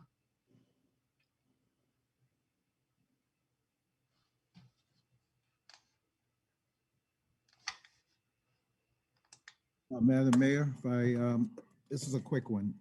Actually, it's a request. Okay. I think you're moving forward now, so if I can ask the city attorney to call the question, specifics, and then we can move forward to provide a vote. Okay, so there currently is a motion on the floor. I don't know if there's point of clarification. If Madam Mayor, did you want further discussion on that amendment of $6 versus $7 from your colleagues to move forward with the motion, or would you like to move forward? It was a question on that, but there was a call to question right now to move on with what we have proposed, or what I have proposed. And so in that regard, Council Member Sylvester called the question. That's what we have on the table. So do I have a second? Was it seconded by Yes, it was seconded by me. Okay, Councilmember Ventura. And so do we have Ms. So this is an urgency ordinance that requires a 4/5 vote of the council. Can we have a roll call? Madam City Attorney and Yes. Madam, I called the question so that we can clarify what is on the table. We've been going back and forth. Can we give me the specifics on each one? I got something like 212,000 down to 10,000, 10% of square footage, paid leave, and $7. Am I missing anything? How about the exclusion of the certain classes? Was that in the motion? Madam Mayor, would you want me to repeat on terms of the call of the question for clarification? Sure. For Mr. Sylvester? Yeah, it's okay. Basically, I can repeat it. I don't know if you have the changes. There needed to be following changes at drugstores, right? It's going to be groceries, grocery and drugstores. We need to strike 700 people, being contracting COVID-19 to 2,000, right? Okay, you have that. And then reduction of the square footage from 12,000 to 10,000 square feet. And then the reduction of 70% to 10%. That's to capture the larger corporate essential stores, right? In regards to groceries. Also adding paid leave for COVID-19 vaccination for employees, and increasing the hazard pay to $7. And in regards to I think the confidentiality employees, that was already squared away earlier from the conversation that was clarified by Mr. And you're including the effective date of the ordinance to today for retroactivity pay? Yes. Okay. From Mr. Larson earlier. Okay. About confidentiality employees. So have we removed the managers and the supervisors also from this?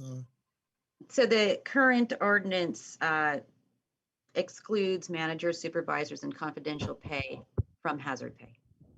Yep.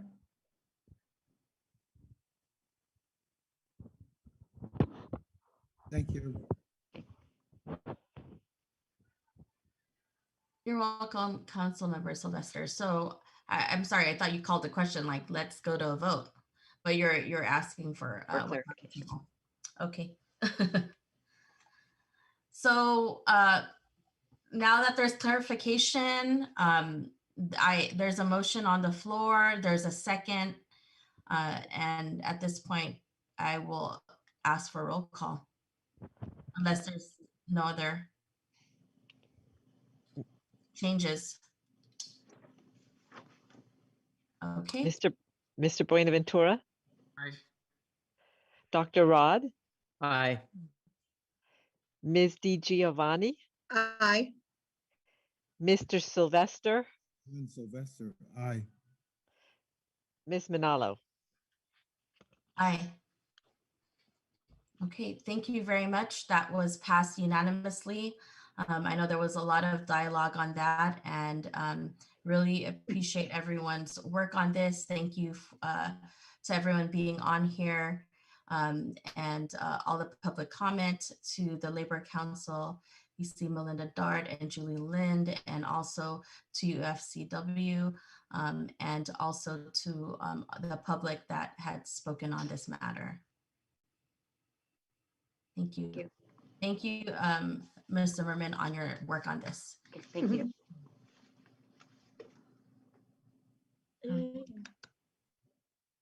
Thank you very much. Now we're moving on to our next agenda item.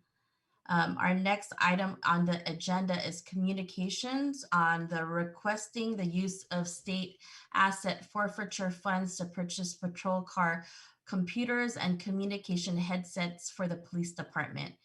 And we have, is it Captain Christensen that will be presenting? It is. Good evening, Mayor and council members. It's been a while. It's great to see you all. This evening, the police department is requesting approval for the use of state asset forfeiture funds to purchase police technology, specifically 23 patrol car computers and 25 police radio headsets.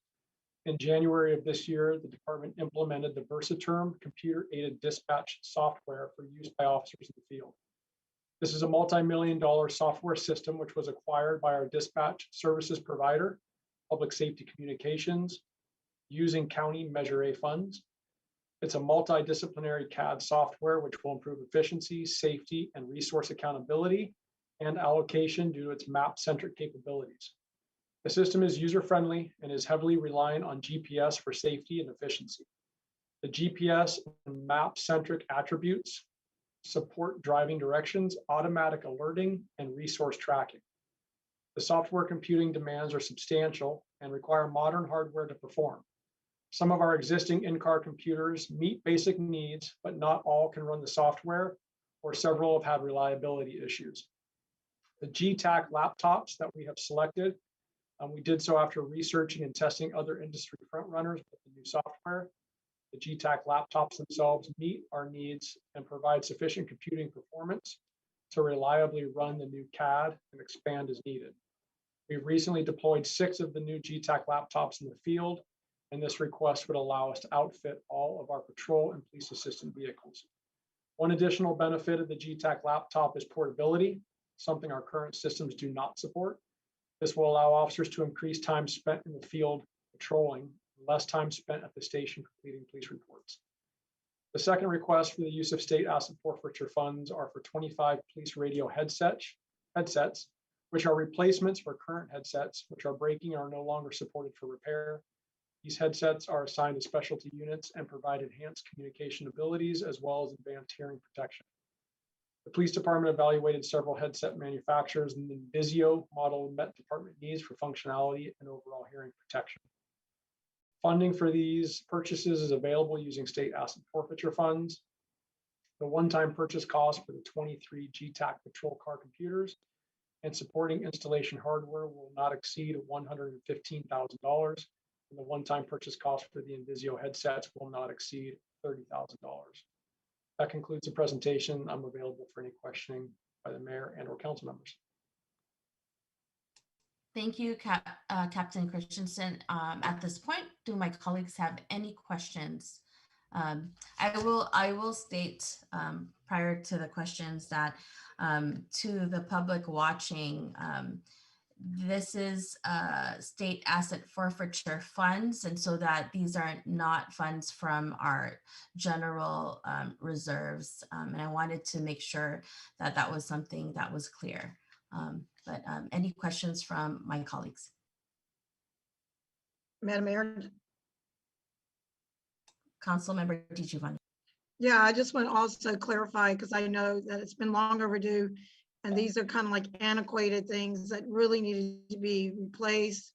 Thank you, Captain Christensen, for making sure that this is done. It's overdue for a while, and you guys always take your forfeiture money and always use it in such a wise way, and really appreciate what you do, and actions of late, which I saw. Applaud all of you for saving lives and protecting our community. And we need to make sure that you guys have what you need. These are antiquated, definitely, and well needed. Thank you so much. Appreciate it. Thank you. I have a question, Madam Mayor. Yes, Councilmember Sylvester. All right, thank you. Captain Christensen, thank you so much for your presentation. I have a question regarding budget allocation for deferred maintenance on police technology. How much or have we allocated money for maintenance? Do you have a specific item that we're referring to, or? Yes, deferred maintenance, say for instance, technology in the police car, like the adding or the upgrading of laptops or headsets. Was there an allocated item in the budget for these items? Yes, we do have allocated budget items for a lot of our revolving equipment, be police technology, bulletproof vests, things of that nature. The budgeted aspect of what we had year over year for police technology, specifically the laptop computers, maintains our annual needs for replacement of outdated equipment. However, this purchase specifically was driven by the new Versaterm CAD. The current software or the current hardware, I'm sorry, that we have in our cars now. Some of them are, they have shelf lives of 5 years, but some of them are 7, 8 years old and just don't have the computing ability to run the current software, which is very data driven. And some of the other systems don't have operable GPS units in them because a lot of our GPS units for the old systems, which were built into the cars, were separate units, which would require replacement. So this is more so a purchase to outfit the entire fleet that will allow these new Versaterm CAD software to operate efficiently for all the cars. Thank you for that. I really didn't get, was there any money allocated just for the maintenance for future upgrades? Have we thought about putting that in the budget?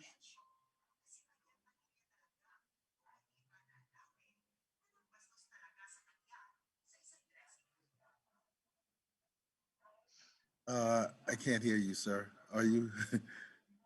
Can you hear me? Yeah, now I can. Yes. Okay. It says connection unstable. So hopefully this works. So there is a line item in our budget for annual technology replacement for police computers. Yes. Okay, great, great.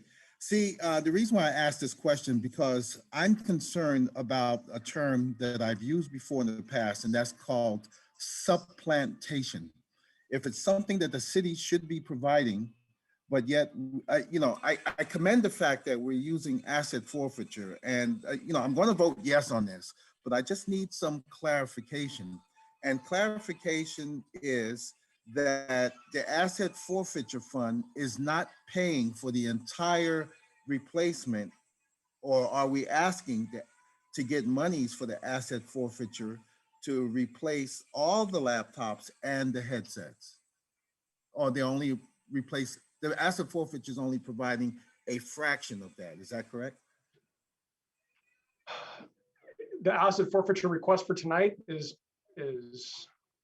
replacing probably 70 or 80% of the laptop computers currently in the cars. We've already used our 2021 fiscal budget for the laptops, which were the 6 that we replaced already. So as part of the initial, what we have in our budget, we use that to purchase the 6 computers that we had to test and research to make sure that they were going to be sufficient. And this is now to offset the cost for outfitting the entire fleet, several of which no longer have operating computer systems in them. Excellent. I mean, I see that 6 were deployed already, and those funding for those 6, as you said, probably came from the allocated budget, but this is to try to replace all of them. And I think it's an excellent choice. The next issue was, I understand that GPS is going to be upgraded, which provides a sense of officer security and driving efficiency. Is that correct? Correct. The computers themselves have built-in GPS and LTE air cards. And we've tested GPS throughout the entire city with great connectivity. And the CAD software specifically is very map centric. So it's turn by turn driving. You can put geo-fenced areas for passing checks, vacation checks. So anytime an officer drives into a specific location, it'll automatically alert on the computer. And there's other aspects to the software that will trigger notifications for dispatch. Say if we enter an area that we've identified where there's potentially a hazard or a concern, it'll notify us and dispatch as well, just based on all the GPS and map-centric aspects of the software. Yes, I think that's very important also for officer safety, because the laptop will pick up where he or she is, just in case they cannot get access via a radio, God forbid something happening. So I think it's an excellent point. Well, I thank you so much. Even though I know that this is not part of the the request that is at hand, I would like to see further use of asset forfeiture funds to maybe perhaps augment some of the programs that Daly City Police Department has put out or continue to do. For instance, Say No to Drugs, your DARE program, more community events or items or equipment for our community, whether it's to increase CERT training, but basically, you know, if we can look at other ways to use the asset forfeiture fund in a way that can help benefit our community. Don't get me wrong. I'm glad to hear that you folks are looking into using asset forfeiture to increase the equipment. But at the same time, I'm concerned about supplantation where the city should be providing some of this equipment that they don't. And I think 5 to 8 years is too long to be thinking about upgrading the equipment. We should stay on the cutting edge and stay on the front edge for efficiency. So just my thoughts, and I thank you so much. Thank you. Thank you, Councilmember Sylvester. Are there any other questions or comments? Okay, seeing none at this point.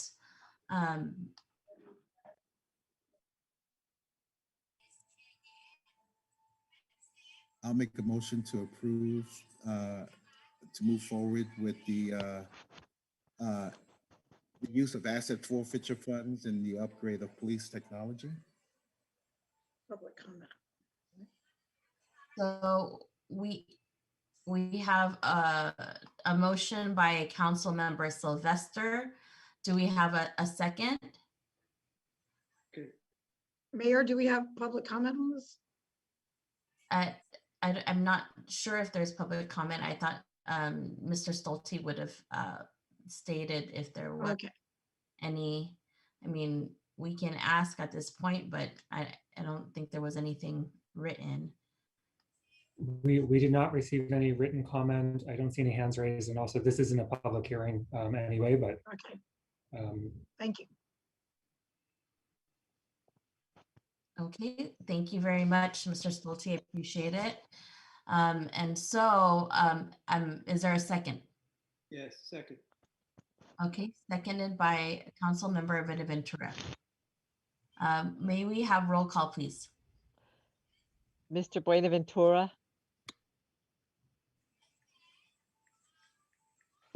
Aye. Mr. Buenaventura, Dr. Rod, Yes. Ms. Di Giovanni, Aye. Mr. Sylvester, Glenn Sylvester, aye. Ms. Manalo, Aye.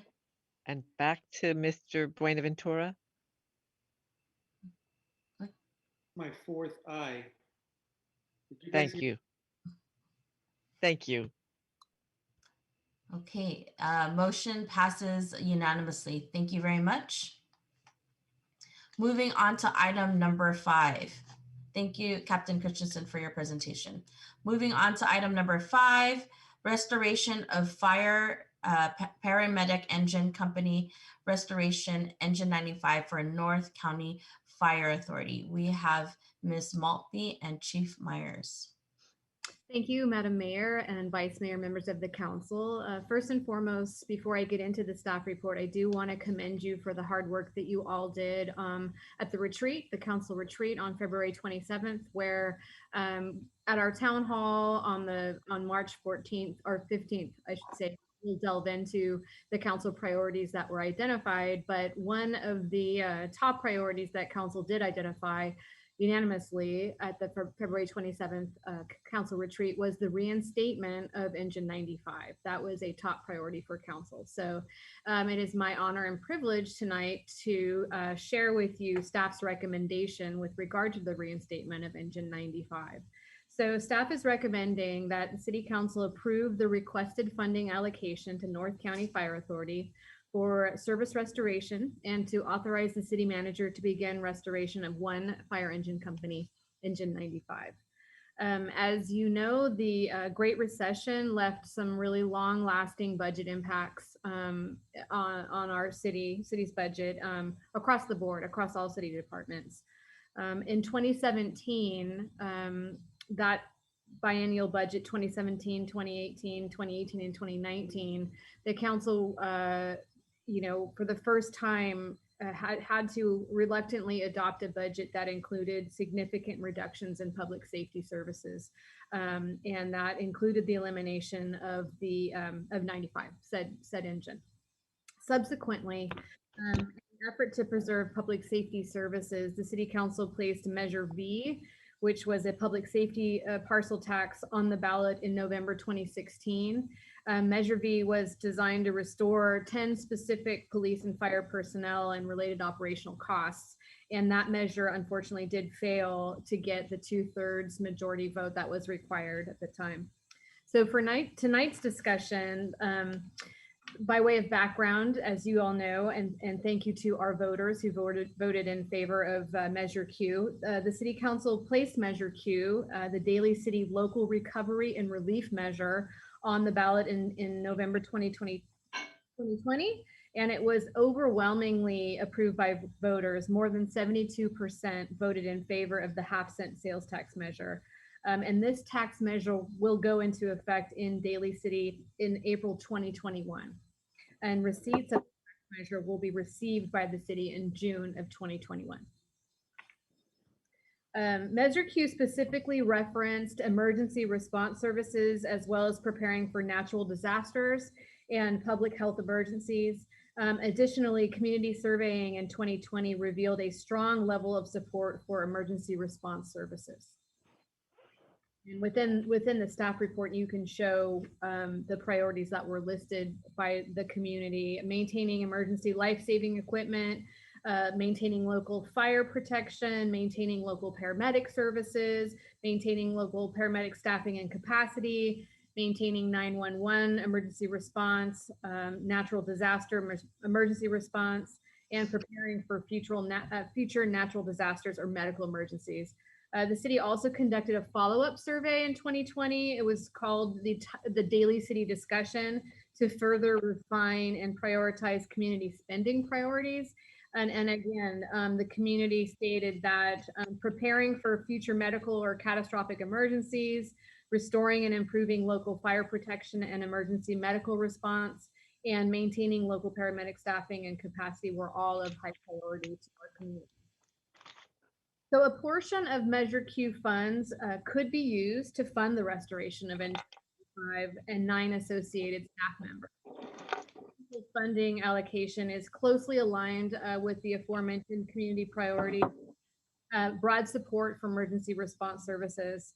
The restoration of this fire engine company will provide community benefits by serving as an additional paramedic and firefighting first response capable unit. Fiscal impact. The estimated general fund impact to restore Engine 95 is close to $2.9 million annually, and that would be included in the fiscal year 21-22 budget request, which begins July 1st, 2021. And it's important to note that this is, as long as the engine is reinstated and in service, this would be an ongoing annual cost. So in summary, due to the success of Measure Q, the City Council now has the opportunity to restore Engine 95 3.5 years after its elimination. The Daly City community broadly supports emergency response services, and North County Fire Authority related services are rated as extremely or very important to the majority of respondents to community surveys. And I have Fire Chief Ron Myers here with me in the event that you have comments or questions that are related to operations, and I'm happy to answer any questions. Thank you. Thank you, Ms. Maltby, for that presentation. I will say that this has been a long time coming, with the community not having Engine 95 for quite some time. And so we know that restoring Engine 95 is necessary and essential, even especially during the pandemic. And even last year, we saw the rise of wildfires, even in our area, right? So restoring Engine 95 has been a top priority for me and my colleagues, who I know will want to say some words with exciting time today. So our community will hopefully get Engine 95 back. It's been on our top list last year as restoring it. And also when we had our past council retreat, it was unanimously along the same lines as a top priority for the safety of our community. And really, we heard from our community, we heard from the voters who really ensured that Measure Q passed. And one thing they wanted to bring back was Engine 95.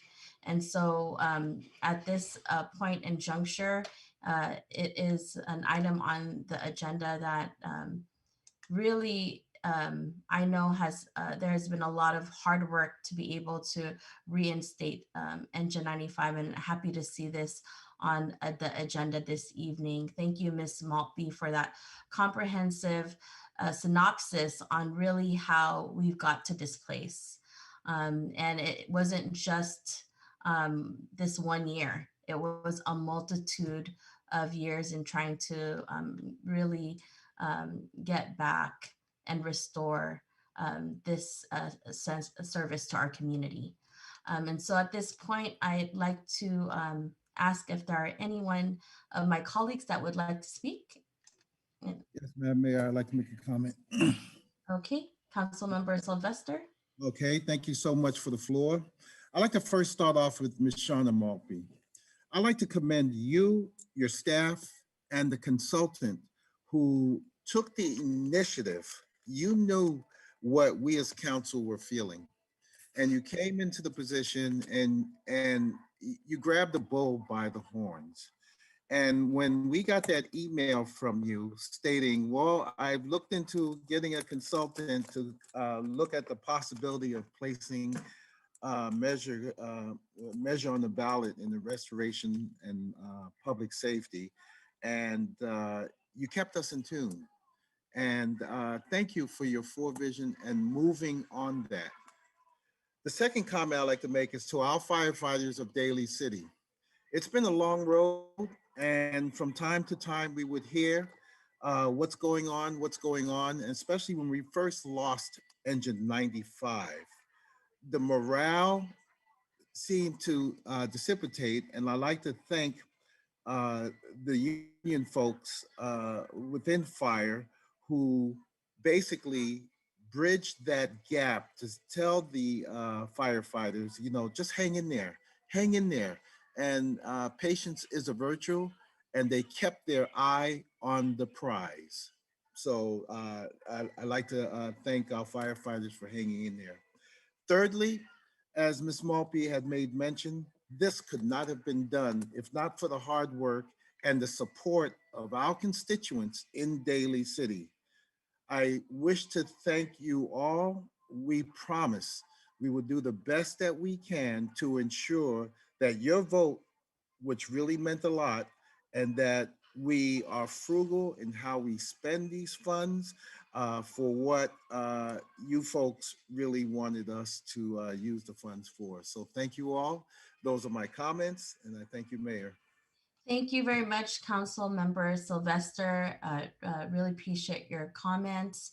I know we all have been looking forward to this day. I see Council Member Raven Ventura with his camera on. Madam Mayor, Council Member Buenaventura, I'm sorry, I forgot one thing. And you know, always try to provide humor in everything I say. I was just at ceremony the other day charging my car. And when I saw Engine 95 on the road, I had to take a double take. I was thinking it was from another city, but as I looked down, that was Engine 95. And I'm glad to see that they still start that thing up and still move it. Thank you. Okay, Council Member. Thank you very much, Council Member Sylvester. Council Member Benaventura, you have the floor. Yes. So I want to say that, this was clearly what the voters wanted, what our constituents wanted, what the people wanted, which is they didn't want to accept the status quo of just abandoning really Engine 95, and they wanted to make sure that we got it back. And they sent us a message, a resounding message, by voting for the funds to restore it. And I am so grateful that we as a council, that our city manager, their staff have have made good on that promise, and that we are putting into motion, really bringing back what was a critical part of our safety in Daly City. And so I want to thank really the city manager for keeping it constantly on the radar, for getting the commitment needed to put this thing back together, for my colleagues for always, because when we had that retreat meeting, this was undoubtedly the number one priority for everyone. And so it was never lost on us. It was always our sort of North Star on what we wanted to do. And so it's really good to see it actually happening. I guess the question that I have, because this is the question I've been getting from people, maybe I can ask the chief, when do you foresee Engine 95 being fully operational to where it once was before? Thank you, Mayor, Council members, and thank you for the question. We've been in the midst of trying to establish a hiring list so that if you in fact did approve it this evening, we could start moving with going through the process of getting firefighters hired. We hope to have all the process, the academy completed by the end of June, first part of July is when we look to try and staff that fire engine. Thank you. Thank you very much, Chief Myers and Councilmember Buenaventura. Any other comments or questions? Madam Mayor, I didn't want to go in front of Dr. Rod. Yes, Madam Mayor, I want to say that this goes way back when you're talking about a long time. I believe it was when Councilmember Buenaventura was still on the council. I believe Councilmember now was on the Planning Commission, I believe, and came to speak as a community member as well as me, myself, and all the other ones. Remember when it got shut down? We were fighting to keep it from shut down, but it happened anyway. So our poor firefighters, they hung in there, and they still service the community. Our Daly City firefighters never skipped a beat, always hung in there. When 911's called, they never miss, although it was under a lot of pressure and knowing that this put the community at risk. They fought for this because they were fighting for the community, not for themselves. Because I want people to understand, I'm a firefighter's daughter, yes, and people have heard that before, but I want to tell you the sacrifice that even their families made during this time when they had extra stress on them, knowing that that 95 had to get going. The longer we waited, the more not only it's going to cost, but it could cost lives. And we've had a lot of near misses and a lot of not just fires, but a lot of things to respond to, even in other cities. So the fact that we're here and our Daly City firefighters tirelessly through COVID on the corners with their signs, connecting with the community, making phone calls, staying, educating them on what we were doing on Measure Q and what it was for, and they supported it. And because they got that message out there, they knew, and with the mailers that went out for the managing partners and our city manager that went out, all the questionnaires, and the city responded. And when Miss Maltby sent the one where you tear away, and it came back with all this, every single thing was about that public safety. Public safety is number one. Our firefighters have been stressed over it, and now it's here. They never gave up. And now this is it, to actually see it on the agenda, and to the chief and all of them, that July can't come soon enough, but to know that it's going to be here, and to know that we're moving forward, It is incredible. And to the community, 72%, over 72% voting on what really matters. And that is safety, safety in our community. And they know what they need. And they spoke. So people remember, your vote really counts and it really is effective. And this is proof. So everybody, that vote is important. So here we are today, looking forward to it. Bravo to them, the community, the staff, and managing partners with Nancy, everyone. So thank you very much, Rose Zimmerman and colleagues. Let's just get on with it and get this thing going. Thank you very much. Long overdue. Thank you, Councilmember DiGiovanni. And now I'll yield the floor to Vice Mayor Rod Dowsmugwal. Yes, I just want to say thank you to the staff and all the people that have contributed to making Measure Q happen. It was before my time getting onto City Council, and it was also one of my top priorities when I came on. And Measure Q really speaks for what it really stands for: emergency, emergency services, and it really speaks to what's going on today with our pandemic. But before I share more thoughts, I just want to share some public sentiments from constituents that feel a little bothered that we are voting on this today just because we have a public forum on Monday. And I just feel a little uncomfortable voting on it today when there will be public comment on Monday. And I would like to hear more public discussion on Measure Q funds. And I'm supportive of this policy. But I just want to just put it on, my colleagues' radar in terms of just the timing of all this. And yeah, I mean, from my end, I would propose to table it to the next, but I understand the urgency behind all this, and I'm okay with whatever my colleagues would like to do.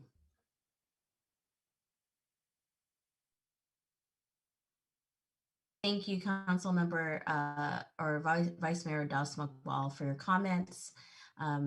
Really appreciate it. If there's no other comments on here, I think this has been a priority for the community for a very long time. It has been mentioned over and over again. And even in our last retreat that just happened a couple of weeks ago, and that's going to be in our budget presentations, the number one unanimous item across 5 of the council members was restoring Engine 95. So it's not necessarily not receiving input or whatnot. It's something that has been prioritized 2 years in a row in that regard. And I think as far as the timing of it, if I will ask Ms. Maltby in regards to the timing, I think Councilmember Bonaventura talked about having staffing and being able to restore Engine 95. So I think in regards to having kind of the steps to open or start having the engine moving, I think this process needs to occur. But please chime in, Ms. Maltby, around the timing of having, hiring, etc. Yes, thank you, Madam Mayor. I believe the fire chief also discussed this in brief. As you know, it's very difficult to recruit for public safety. And the recruitment process plus all of the background that needs to take place can take months. And so the reason why it's on the council agenda tonight is to make sure that should the council approve this tonight, it would actually be up and running in July. if we were to delay it by any other, by however long the council chose to delay it, that would add that much more time to July. So you would push this out to August or September or October, depending on when council adopted. So basically, the fire chief and his command staff have a list of people to choose. And once they are chosen, the process can be lengthy as far as getting people on board. Does that answer your question? Thank you, Ms. Maltby. I think that just provided some clarification, because I don't want people to think, okay, we're circumventing a process. It's not that. It's just aligning, making sure that the resources for the community around the emergency services with Fire Engine 95 opens up when the fiscal year occurs, and it's an alignment with what the voters wanted. It's alignment with the whole council's priorities and the council priorities from last year. I see Council Member Bonaventura. Yes, thank you, Madam Mayor. I really wanted to actually compliment Dr. Rod because, I think he's, I appreciated how he spoke up and raised that issue. I think we all have different concerns and different uh, um, interests, and I really admire the way, Dr. Rod, that you brought it up, because the issues that we have to deal with upcoming, especially the meeting you alluded to, are also very important to me. And I want you to know, and I want you to make sure you understand that you have my commitment to those issues as well. And just because we passed this resolution today um, doesn't mean that it's going to take away from the other issues, especially the social justice issues that you are rightfully concerned about. And so, um, um, and I'm just, that's just what I wanted to say. I appreciate you bringing it up, and I just want to make sure you know that I concur in your concerns, and this will not take away from that. So thank you, Dr. Rupp. Madam Mayor, may I? Thank you, Council Member Bonaventura, for your comment on that. And we have Council Member DiGiovanni. Yeah, thank you. I appreciate everybody's comments, and I would just want to reassure those that, we're fulfilling for Dr. Rod, we're fulfilling what the voters voted for, the safety, everything they went through. We had firefighters fall through the roof of burning buildings, heart attacks, and for the people that that also concerned about, they have to respond to their family's medical needs, the 72 out of the 100 or whatever, and that there have been instances where even when they're in for the cliff, so I don't have to explain that part to you, and about family health issues, so that they have to respond, they don't have a choice. And when 92 is the busiest in the county, so when 92 is out, and I know we went through the scenario before, and it is in Pacifica, or it is in Brisbane, or 93, or what have you, or it's a 4-alarm fire, I guarantee you they are stretched to the max. And they're not doing this, as an extra for even restoring 95. I believe the chief can tell you, or our city manager, this doesn't even bring the whole firefighter after their cuts and everything else they've been through. And I know you weren't here before when they got really cut and frozen. And I believe Ms. Maltby was the HR person, and they didn't even have 4 on the truck. I mean, they have really been and got injured, because you can max them out by doing so many hours, as you know, and you saw how many hours that they work and have been injured. And when one is out and there's nobody to replace it, then you're beating them up, right? and they need to go home and be in whole for their family as well. So I think this is something that I mean, it's overdue, and it's for the safety. And if we had a, God forbid, we have a fire tonight, or we have an earthquake or anything else, and we don't have a plan set that this thing comes soon in July, I mean, and then we get this back in at least semi shape, then we're in trouble. Our daytime population is already growing again. I mean, thankfully, because the economy, but Serramonte brings it over 110,000. I can guarantee you, you know, when it's already booming and we got Jolly Bees opening and all these great things happening, they need to be protected. So with that, I mean, that's what I have to say. And thank you, Madam Mayor and my colleagues. And let's just get this rolling and all overdue. And let's keep our firefighters from getting injured as well. They need to go home too. Thank you. Thank you, Councilmember DiGiovanni, for your comments. You know, as mentioned, this is part of our budget priorities. It was unanimous by all of my colleagues here for 2 years in a row.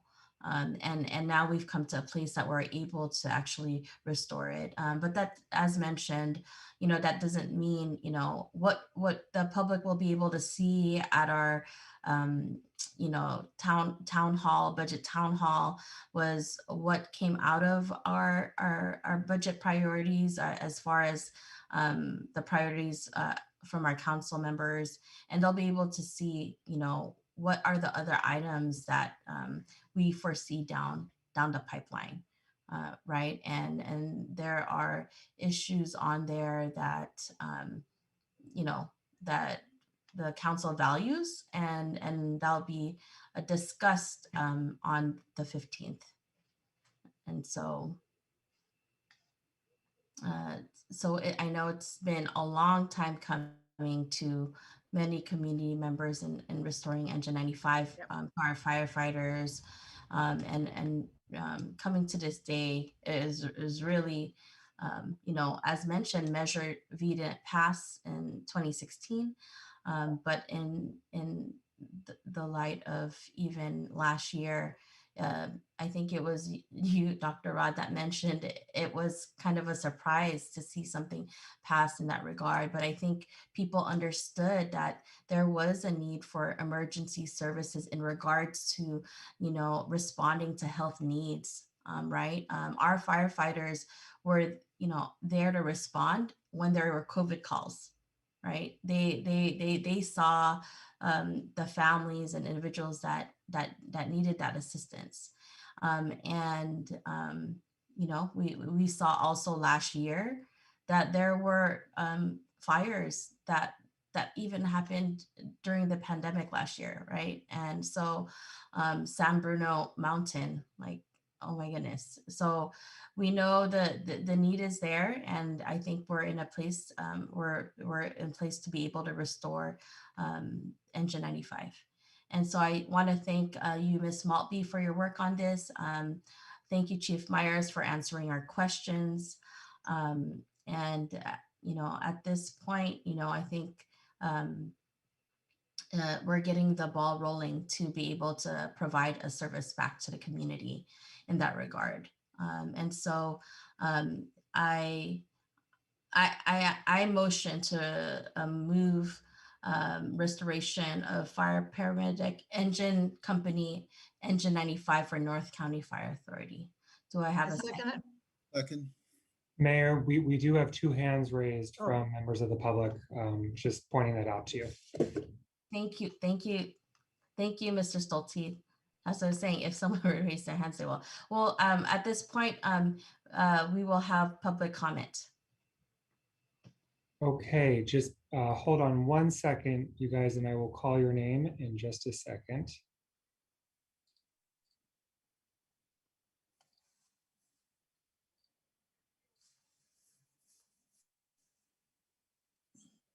Okay, we will start with Eduardo Gonzalez, if you want to unmute yourself.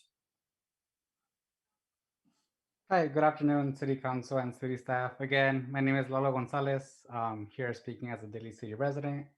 I just want to say that I support Vice Mayor Dr. Rod's comment to wait until after the March 15 Measure Q Town Hall. I also do have a question around like this, around this. Is that $2.9 million, how much that will come out of Measure Q to go to the NCFA? And if so, I just want to point out that that's around 50% of what Measure Q is kind of like yearly, what it generates yearly. So just getting clarity on that would be great for transparency for me. I'm also curious about where I can find the results on community spending priorities that were referenced from the report from the Daly City discussion. Since that report, or the report probably mentioned what the number 1 and number 2 priorities were. And lastly, I do know the importance of firefighters and definitely support them, especially given the wildfires in our area. I also do want to uplift the importance of respecting public processes to continue to have community support and community trust. Measure Q priorities include preventing and addressing homelessness, which I think should be the number 1 priority for this measure, given the pandemic and that there are people in Daly City still struggling to pay rent and that are being evicted. So again, I hope that council considers to wait until the after the town hall, which is scheduled for March 15th, to make this decision. Thank you for your time and consideration. Okay, thank you for your comments. The next person will be Holly L. If you'd like to unmute yourself.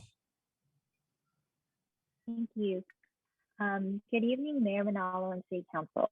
I'm agreeing with the previous comment to essentially table this vote until after the Measure Q Town Hall.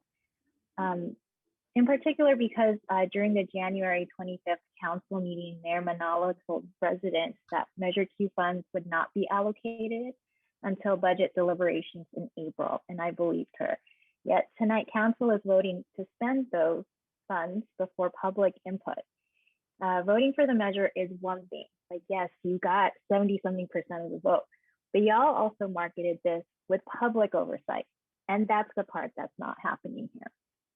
All residents should have a voice in how Measure Q funding is spent, since it is public funds from our taxes that we voted on.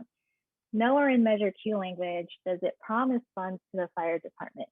I also remember Fire's Measure Q website said that there will be public oversight of the funds, yet here we are with no oversight of those funds from the public. I want to be clear, I am not against the fire department. I appreciate firefighters and their hard work. All I'm saying is to please listen to residents first. And if you say there's public oversight, actually do it. If y'all needed to vote on this tonight, the town hall should have happened earlier. Many of us have been asking for it since November 2020, but it took 4 to 5 months to actually have it happen. I am simply advocating for the council to act in good faith and to have a transparent budget process grounded in community engagement. It's important to engage the community first on the money that they're putting into this fund before allocating it. Doing so before community input is not okay, and I do not believe tonight is the right night to make that decision. Please table this position until after you receive public input on March 15th. Thank you. Okay, thank you for your comments. The next person is JG. And if you could state your full name at the start of your comment, please. Hi, my name is Jay. I live and I grew up in Daly City. I echo the comments before me. I support Vice Mayor Rod Dawson-McFall to vote on this after the 3:15 town hall. Let it be clear that I support the fire department and our firefighters. My qualms here do not lie with them. However, Measure Q was clearly mislabeled, intentionally so, as an emergency tax increase when it's actually a new and permanent tax assessment. In October 2020, there was already discourse between firefighters and next door members about Engine 95. Why is that? When Measure Q never indicated anywhere that it would restore Engine 95 specifically. And it was already downsized 4 years ago, a proposition rejected by Daly City voters. No one's bringing up the fact that those will be most affected will be low income. There's no transparency or accountability. This vote is a vote on half of the estimated Measure Q funds without any type of public community input for how we should spend the tax dollars to actually fund the community.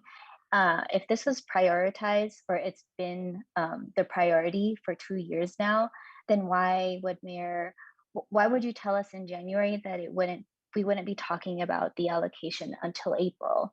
And now it's going to be decided on one night without the public oversight that was mentioned in the measure.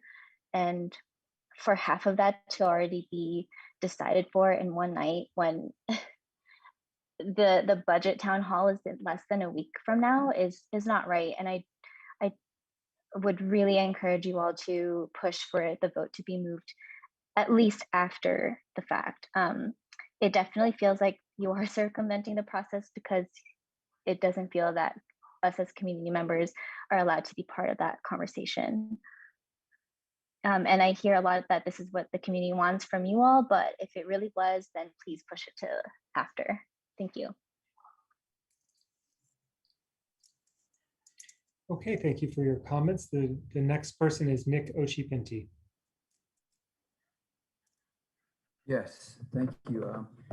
Thank you for bringing this item to the attention of the public. I appreciate and encourage prioritizing public safety and healthcare through these services.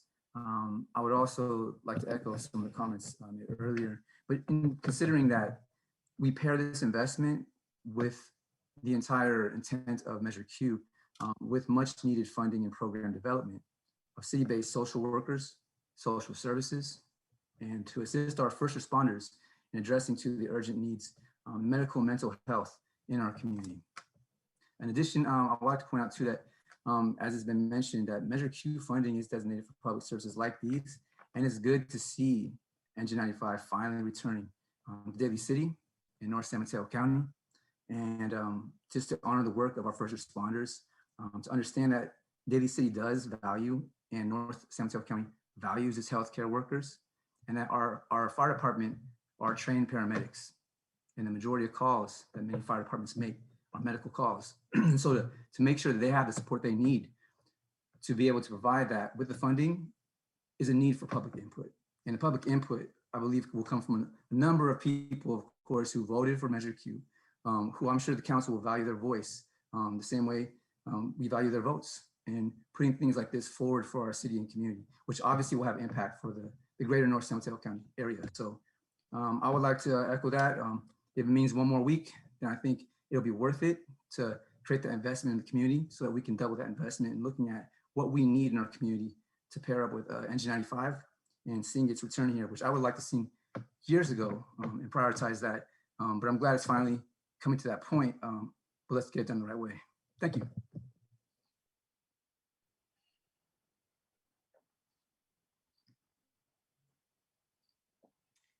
Okay, that was the last public comment.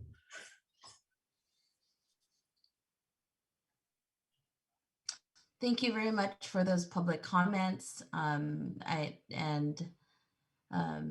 appreciate you taking the time out and waiting until this late of the evening to voice your concerns, and also your support for our first responders in regards to the Engine 95 and emergency response to the health emergencies. So at this point, there is a motion on the floor, and I want to be very clear to folks that this doesn't mean that there's input down the line won't matter around the other arenas. I mentioned it before that this has all 5 council members here: Dr. Rod Dasmawal, Council Member Ray Ventura, Pamela, Council Member D. Giovanni, and Council Member Sylvester. This was the top priority on our list, 5 out of 5.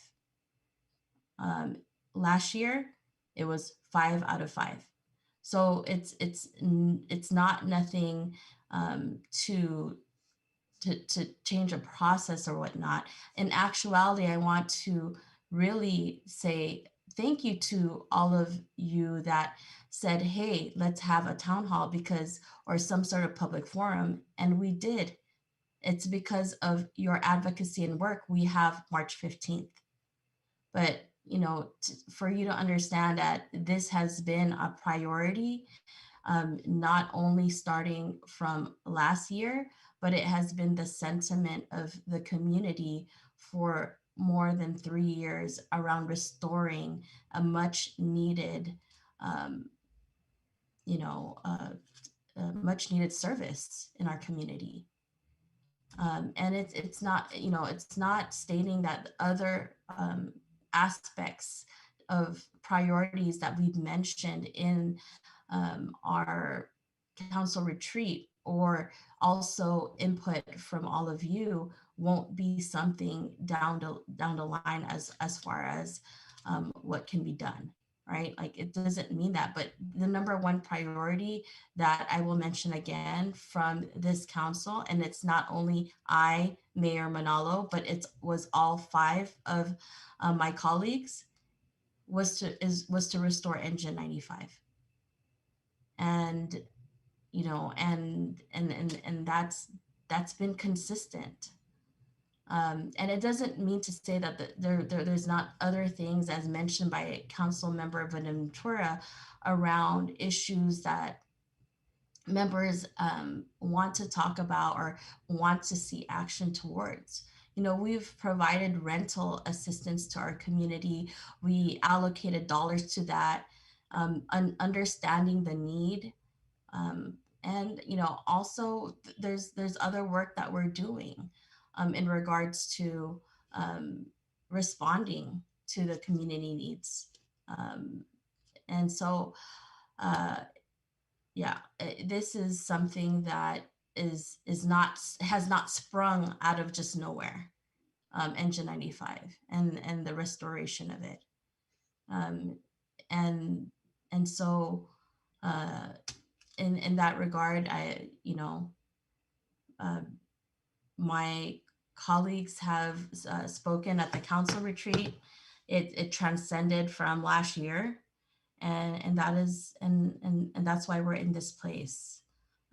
It was never an intention, as mentioned by some of you, that, you know, I was trying to do something on purpose and circumvent something. No, this is because of the fact that there was an alignment of values in restoring Engine 95 continuously. And also, as mentioned by the city manager, in regards to the responses of the community, that they wanted to see, you know, emergency fire service back. They wanted to make sure that when there's like emergencies through health situations, when you know, it's needed. And so we are actually at this juncture.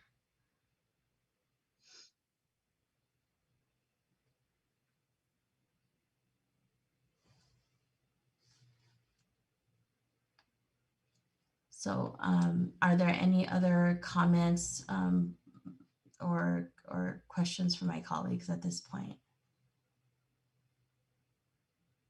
Yes, Madam Mayor, we have a motion on the floor, and I ask that we move forward and call the question. Okay, there's been a call to the question. There's a motion on the floor.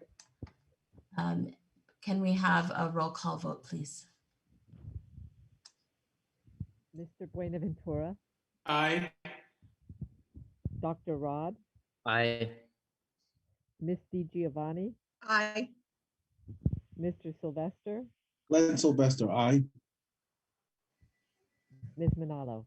Aye. Thank you very much, Ms. Maltby and Chief Myers.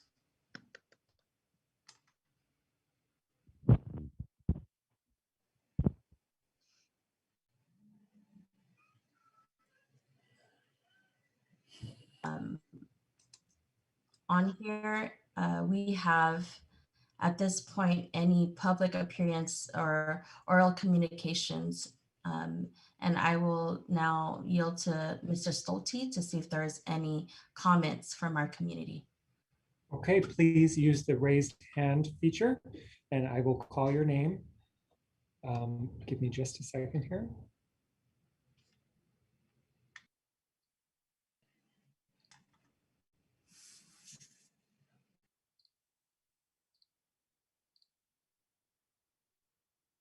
Okay, the first person is Melinda Dart. If you'd like to unmute yourself. Thank you. And good evening, Mayor and council members, and thank you for letting me speak. And I want to commend you for passing the ordinance on hazard pay and also for bringing back Engine 95. But I want to just put in a quick word here for a totally different subject, which is access to nature in Daly City. A little while ago, I was alerted to the idea of possible development on the cliff above Thornton Beach. And I just want to start putting out there the idea that this access to nature is really important to citizens of Daly City, and even more, of course, during this quarantine time. Thornton Beach was the only place where I could take elementary students from the Jefferson School District for free to access nature. And we could see there barn swallows, owls, hawks, plovers, rabbits, marine life. You can even see whales there. I've had students write to me about those field trips years later and ask me about it. So I just want to say it's a precious asset to Daly City, and I want you to. I hope that you will begin to think about ways to preserve it as a haven for all residents and for the children of the future. And I have confidence that as time goes on, you will find a way to do that. So thank you so much. Okay, thank you for your comments. The next person will be Eduardo Gonzalez. Hi, good evening again. Eduardo Lalo Gonzalez. I'm here to share two things. First, would be great if oral communications or public comment can be moved up in the beginning of meetings, just to make it more accessible for community, especially young people. I work with young people. We've had opportunities to bring young people at city council meetings, and sometimes things aren't on the agenda, so we have to wait long, and they have they have to like get home. Of course, it was before the pandemic, definitely more accessible now, but for future, just want to note that. Secondly, is I just wanted to note that I didn't realize there was a February 27th meeting to talk about priorities. And I have been able to attend like the City of Half Moon Bay's listening sessions is what they call it, as they invite people that live, work, and go to school in Half Moon Bay.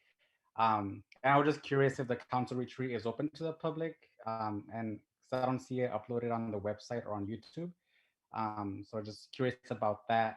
And from my understanding, Half Moon Bay and Pacifica like host 2 days so community members can attend at different times. And then I also provide translation. So it'd be great to have that similar structure or process out here, and it'd be more shared more widely to be more authentic engagement from the community. I'm happy to connect with any city staff in case I missed, in case I missed something, or if this is already happening. Would be great to share with other young people that may want to share public comment when these priorities are being set for the year. Thank you. Okay, thank you for your comments. And the next person is Nick Ochipenti. Yes, I would like to speak on a similar issue to Ms. Dart. One, in support of delaying or altogether foregoing the development being planned for Thornton Beach. As I understand, this is already working through a process, and I made prior comments at other meetings in addition to other people who have submitted a petition through change.org. Just to underscore the obvious, one, in a time of serious climate change, and two, the need for preserving green spaces and open spaces, very few that we have left in our community. In addition to the fact that this is land that has been unceded, but it's stolen land, stolen land that we are public officials entrusted with protecting and preserving for future generations. And I say that not only as a citizen here and as a resident, but also as a member of the board of trustees, where there's another development, which I am not in support of at Ceremony Del Rey, which will, if prospectively followed through on, eliminate a garden, and including redwood trees in areas where there is wildlife and there is a green space. That is one of the few spaces, like I said, that we have in our city. So I'd like your support in looking at, as a city and as the biggest city in our county, taking a lead in terms of climate justice, in terms of what we're looking at federally with the Green New Deal, in terms of preserving these spaces for future generations, and understanding that smart development comes with responsible urban planning and land use development. And I'm sure that there are plenty of professionals and experts in our community who can attest to that, not only here with San Francisco State University, but with city and state and county public agencies. So I would encourage you to look deeper into that, investigate it fully before simply recommending and taking on the recommendations of private land developers. Thank you. Okay, thank you for your comments. And that was our last public comment, Mayor. Thank you very much, Mr. Stolte. At this point, I am going to ask our city attorney if we can actually take back the item or bring back the item in regards to hazard pay. I just received information in regards to our dollar amount of $7 at this point.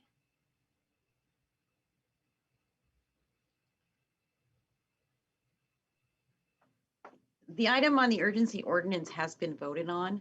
So if the mayor would like to have a motion to reconsider to open up this for a revote, you would need to make that motion, and it would had to be voted on with the council since the item has already been voted on. If you would like to have a revote on this item. Sure. So let me clarify with my colleagues that I've received new information in regards to the dollar amount that was proposed. And so I am asking for us to move to reopen the item in regards to hazard pay at this point.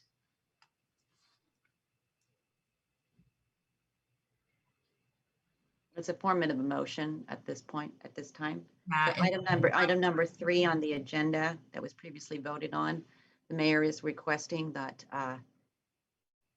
a motion to reconsider, reopen the item at this time. So I think we should give the mayor whatever discretion we can. If she wants to reopen something, I'm certainly willing to listen. So I would second. Okay. Can we have a vote on it? Mr. Buenaventura, Aye. Dr. Rod, Aye. Ms. Di Giovanni, Yeah, I have a quick question. So we don't have to re-agendize this or anything, Rose? No, you don't need to re-agendize it at this point if you want to make a motion to amend it since it's an existing agenda item. Oh, okay. Okay, thank you. Aye. Mr. Sylvester, Glenn Sylvester, aye. Okay, we have, so on item number 3, with regards to the urgency ordinance, there is a motion for reconsideration on this item. So at this point, Madam Mayor, would you like to propose a new motion with regards to this item? I do propose a new motion, and let me state why. You know, we just received, well, I just received information that states that if we do $7, it actually will run the risk of laying off people because it's too much, too costly in that regards. That $5 was actually the norm because it allowed stores through the study to break even. And that was really why there was a standardized $5 number. And that's and so in that regard, you know, we're trying to help folks, but if they lose their jobs because of the fact that the corporations wouldn't be able to handle that cost, then we're actually defeating the purpose. And so that was from UFCW directly around the reasons why it was a $5 number. So Madam Mayor, are you saying that this is coming from them, UFCW? I am. They suggest we do a $5. This is, yes, as I stated. Yeah, you're very welcome. Thank you. And so yeah, so $5 is actually the norm because it allows stores to break even. And so, and then if we move to $7 or anything higher, it would risk them being laid off. So I move it to just change the amount to $5 at this point. Okay, so at this point, I believe that the existing amendments to the ordinance as part of your motion with an amendment to include that the rate of pay for hazard pay be $5 in a form of a motion through the mayor.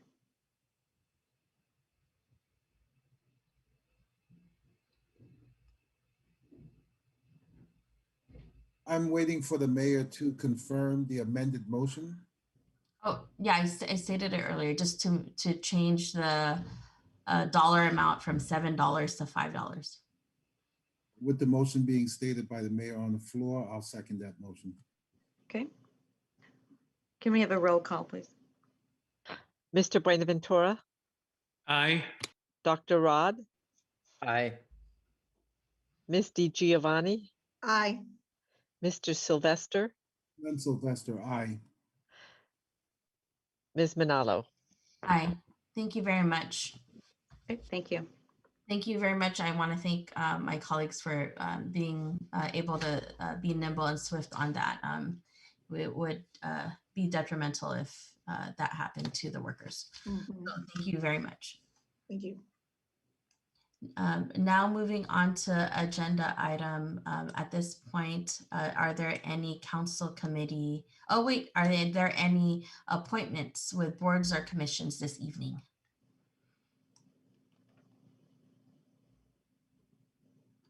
Seeing none, moving on to council committee meetings at this point. Item number 6. Madam Mayor. Councilmember Giovanni. Thank you. Actually, the SFO Legislative Committee considered a public input, and finally the FAA is actually going to take some action. Congresswoman Spear has 8 pieces of legislation in regards to the health effects from the airplane noise and from the pollution. And they did a neighborhood studies in several places with cardiovascular issues, psychological issues that are validated. And the legislative committee is sending a letter with the support of Ms. Wentworth from Jackie Spears' office, and it'll be submitted, I believe, March 17th. So that is my report in short, and should have an update that they finally want to take action, so we're not waiting. So thank you very much.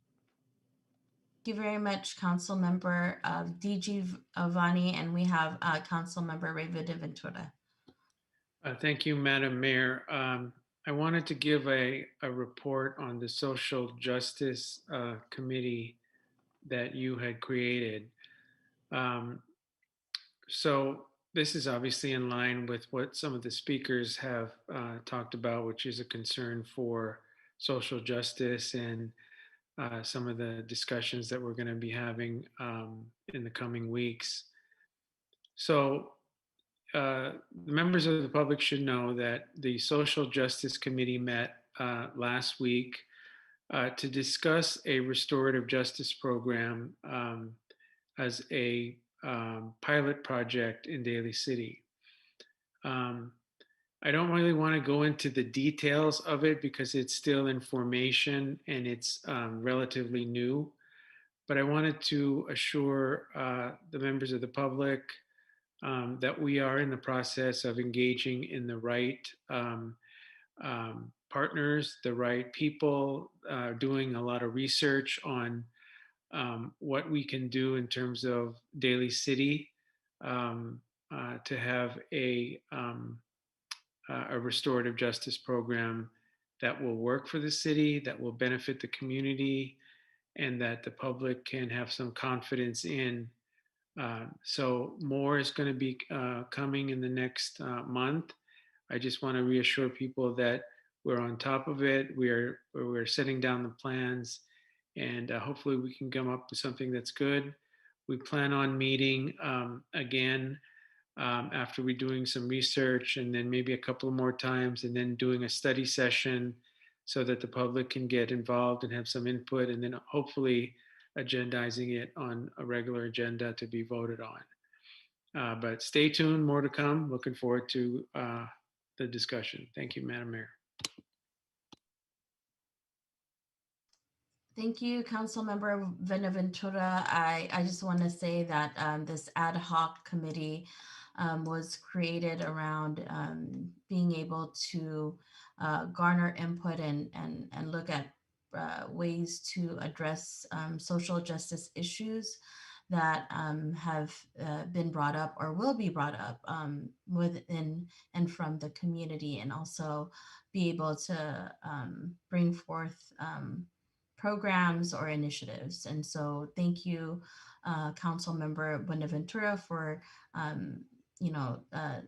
being part of that committee. We also look to this as an avenue to be able to utilize hearing different issues from the community members. And this will be the committee to be able to do so. So thank you so much. I think also at this point we have had a council committee meeting with the CDBG committee, and I will now hand it over to Vice Mayor Daus Magbal. Yes, so we had a meeting on the Community Development Block Grant, CDBG, back on March 2nd, 2021. This money is federal money that has been allocated to different organizations.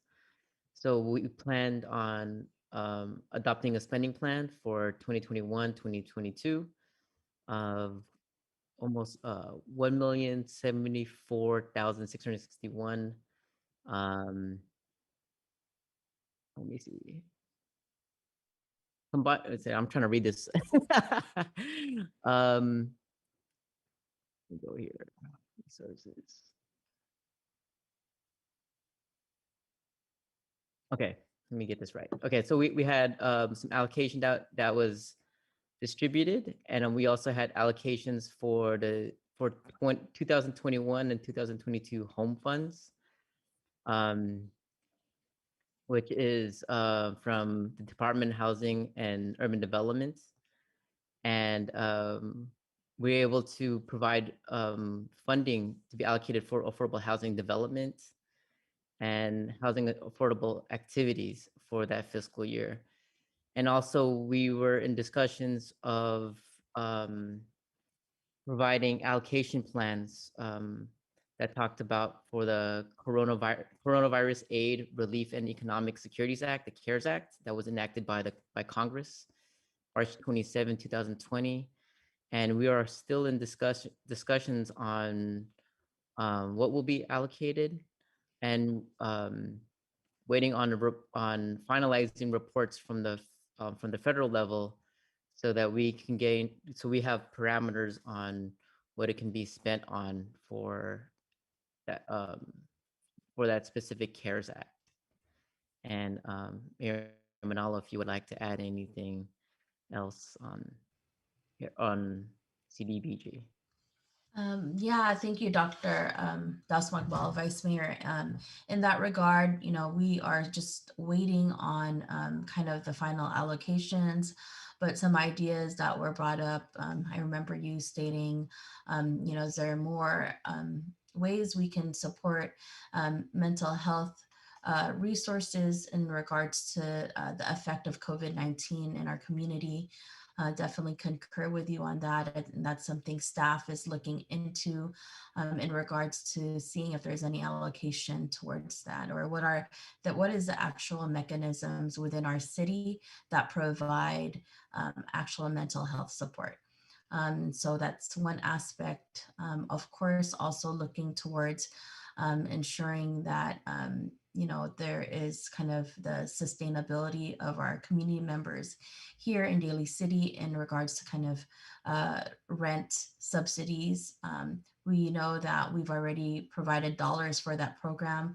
We've asked staff to look at the analysis of how much it's being utilized, and if it still needs funding towards tenant assistance, we would kind of look towards that in the near future. So, thank you. Mayor Manalo, I also have another report on Peninsula Clean Energy. So Peninsula Clean Energy, we actually have a new chair and new vice chair.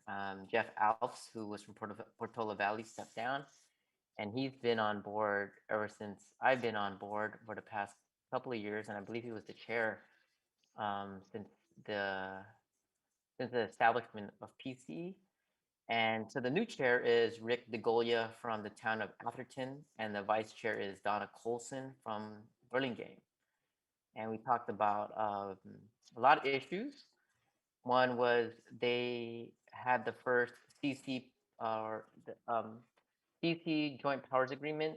So it's kind of like a partnership with all the different clean energy bodies, such as Sonoma Clean Energy, Redwood Coast Energy Authority, East Bay Community Energy, and PCE. They had their first meeting on February 17th, just trying to set down the foundation about creating this giant joint powers agreement. And then we also talked about PCE's 2021 legislative platform that focuses on governance and authority, decarbonization, IOU charges and exit fees, resource adequacy, environmental justice, community resilience, local economic development, and California energy market structure. And that's my report from my PCE meeting. Thank you, Vice Mayor. Any other council committee reports?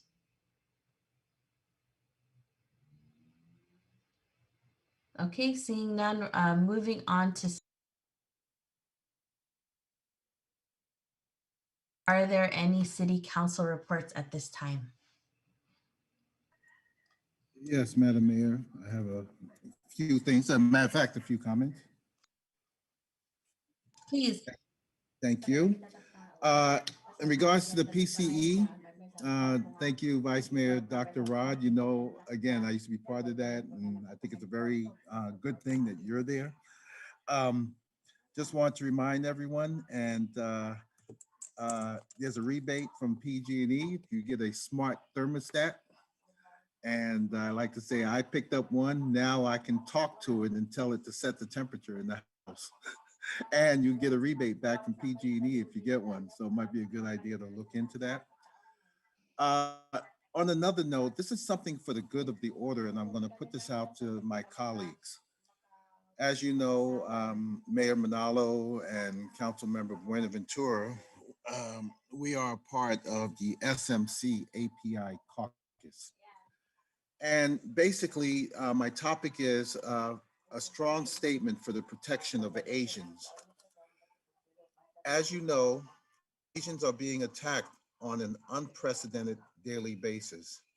Much has to do with the labeling of the US government.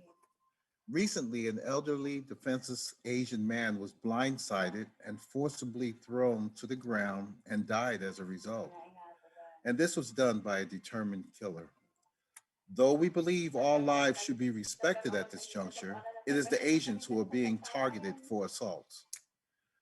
I like to ask my colleagues and the following.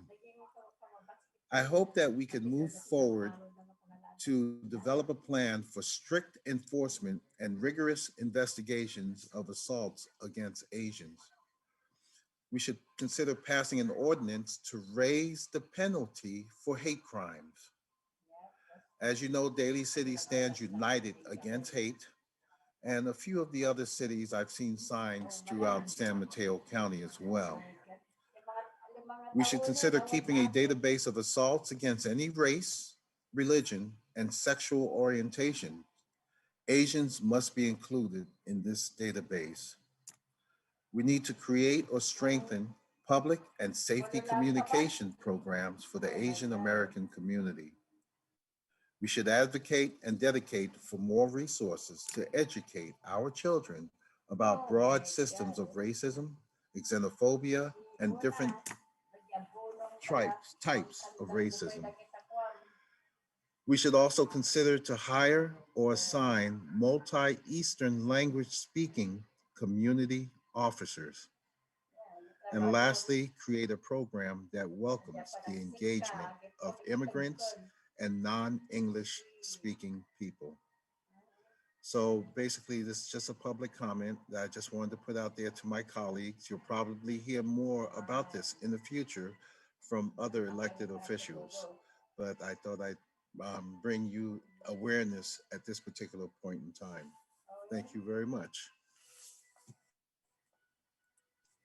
Thank you, Council Member Sylvester, for continuing to bring to light that there needs to be a continued eye on ensuring that hate crimes towards Asian Americans and towards anyone else not increase, but decrease. So thank you very much for that.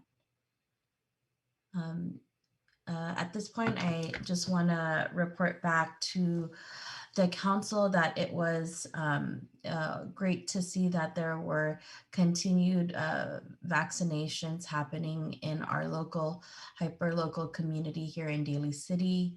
A couple of weeks ago, it was at Jefferson High School, and then also just the past couple of days, the Nevin Health Center. And so we want to continue to push for more sites in our community, hyper-local community, so folks don't have to travel all the way down to the event center or to SFO. But I know that Ms. Maltby is working on finalizing details and having more sites here in Daly City. So that's forthcoming, but wanted to share that with all of you that she's been working hard to work with the county to ensure that we have more sites in our community. And then also along the same lines as Councilmember Sylvester, the San Mateo API Caucus will be holding a panel discussion on March 27th at 11 a.m. And with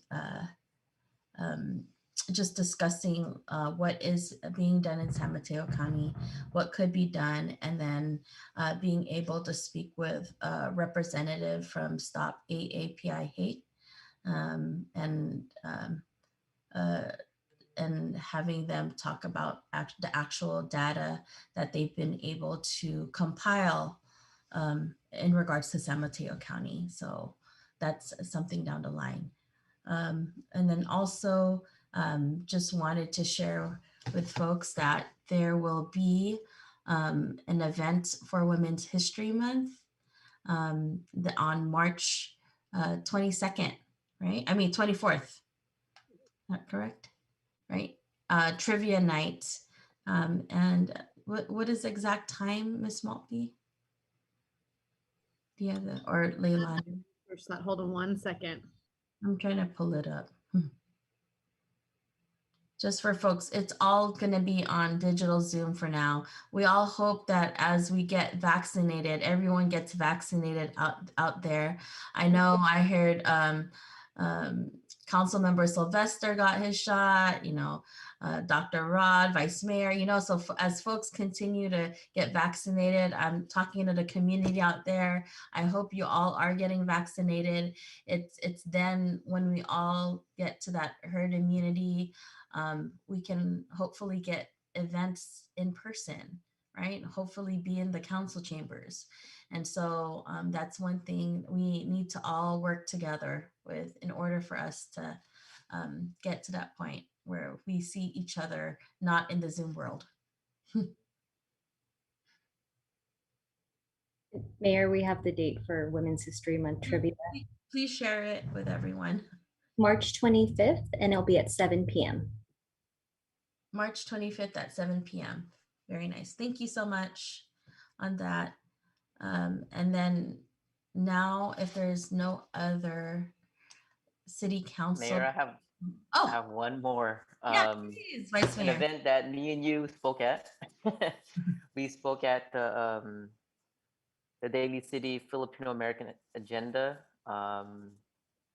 program. It was on Saturday, March 6th, and Mayor and I spoke at this event, and basically was talking about issues that are affecting the Filipino American community in Daly City, and it was put together by a few groups: the National Alliance for Filipino Concerns, NAFCON, the Kabataan Alliance, Malaya Movement, the Filipino Migrant Center, and the Filipino Community Center in San Francisco.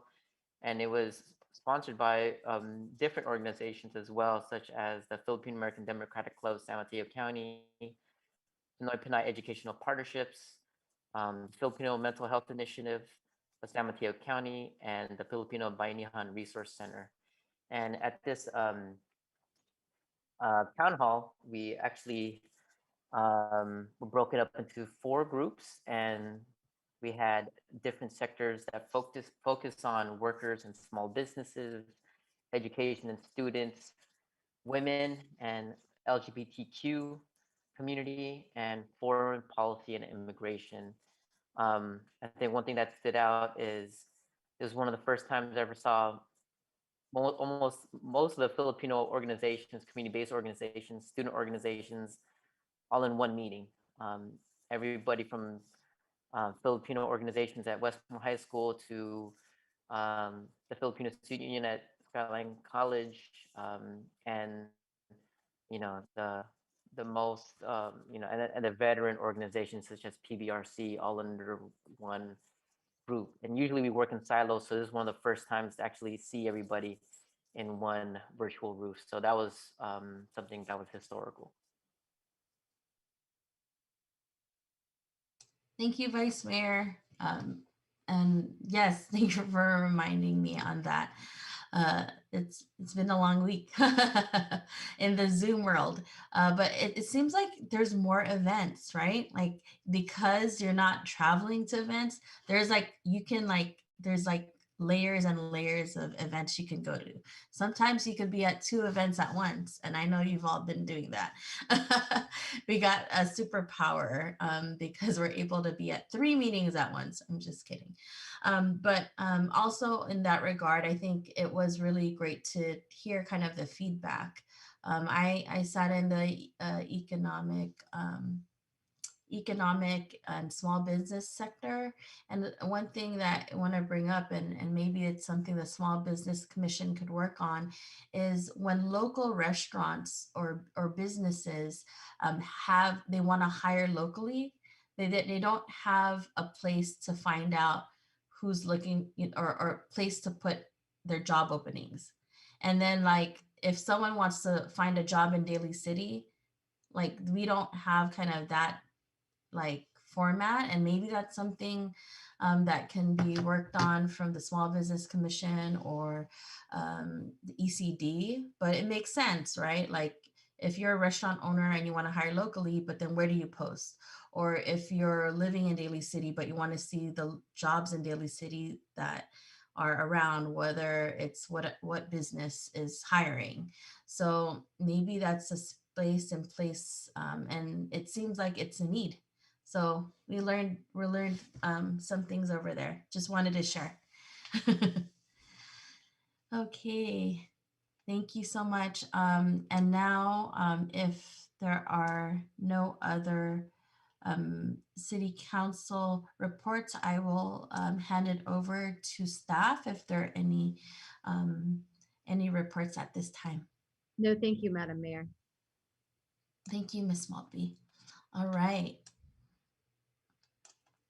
Now, moving on. It's been a long meeting. I didn't grab any water. I should have grabbed some, but now we're coming to the portion of our meeting where we will honor people in memoriam. And so the first I will call on Council Member Buenaventura.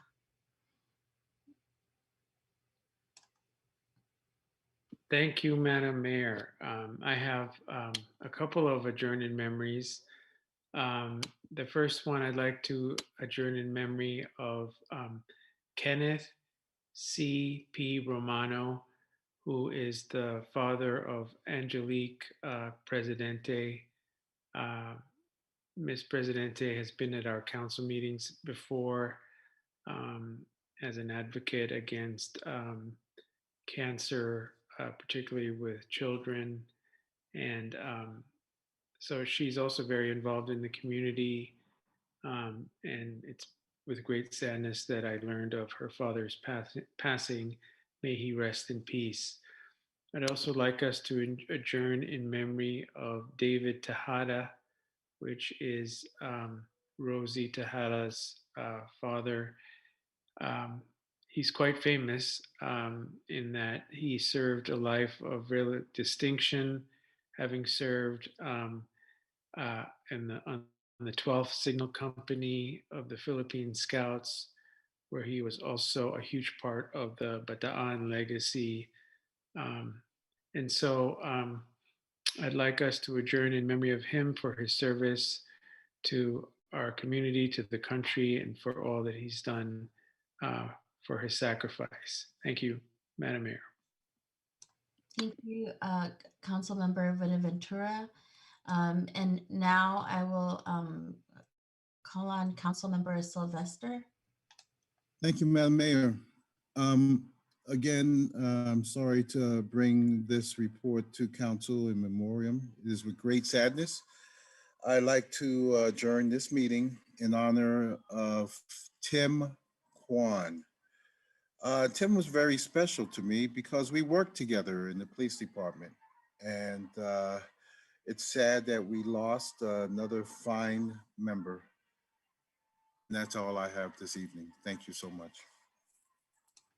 Thank you, Council Member Sylvester. And at this point, I will call on Dr. Rod Dausmagbaal, Vice Mayor, who will adjourn in memoriam with Angelo Quinto, who I will extend my condolences to their family as well. Dr. Rod. Thank you, Mayor. I want to extend my condolences, and I want to adjourn memory for Angelo Quinto. Was a 30-year-old Filipino-American Navy veteran who died from complications after allegedly being nailed on the neck by responding Antioch police officers who were answering to a call that Quinto was suffering from a mental health crisis. Angelo Quinto passed away on Saturday, December 26. He is reunited with his cousin, his uncle, and some of his dear friends in heaven. Angelo was born in the Philippines but moved to the United States in middle school. He graduated from Berkeley High School in 2008 and proceeded to attend Berkeley City College.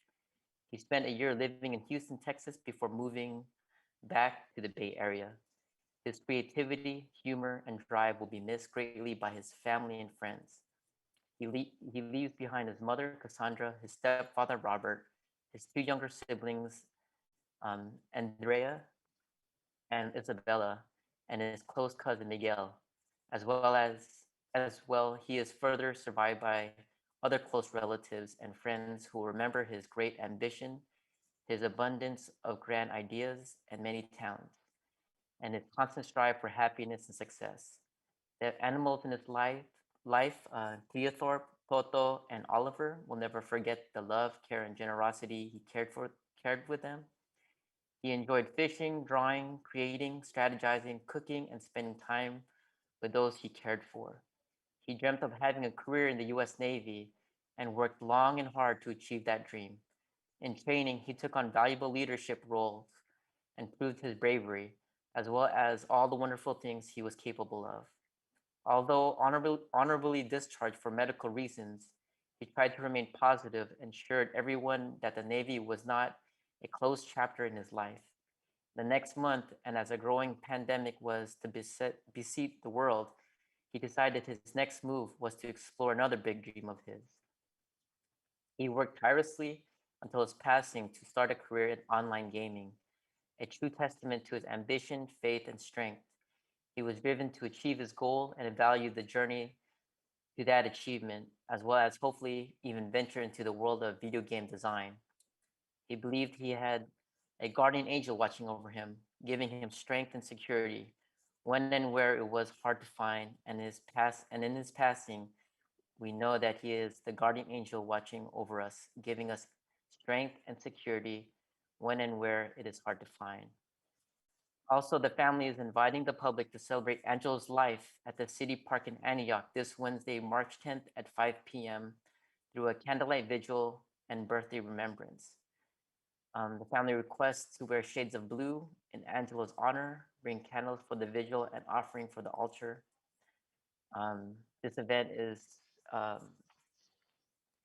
a socially distanced event, and if you plan to attend, please visit tinyurl.com/AQCandlelight, and you could follow the following hashtags: Justice for Angelo Quinto and hashtag Justice, Peace, and Respect for All. Rest in peace, Angelo.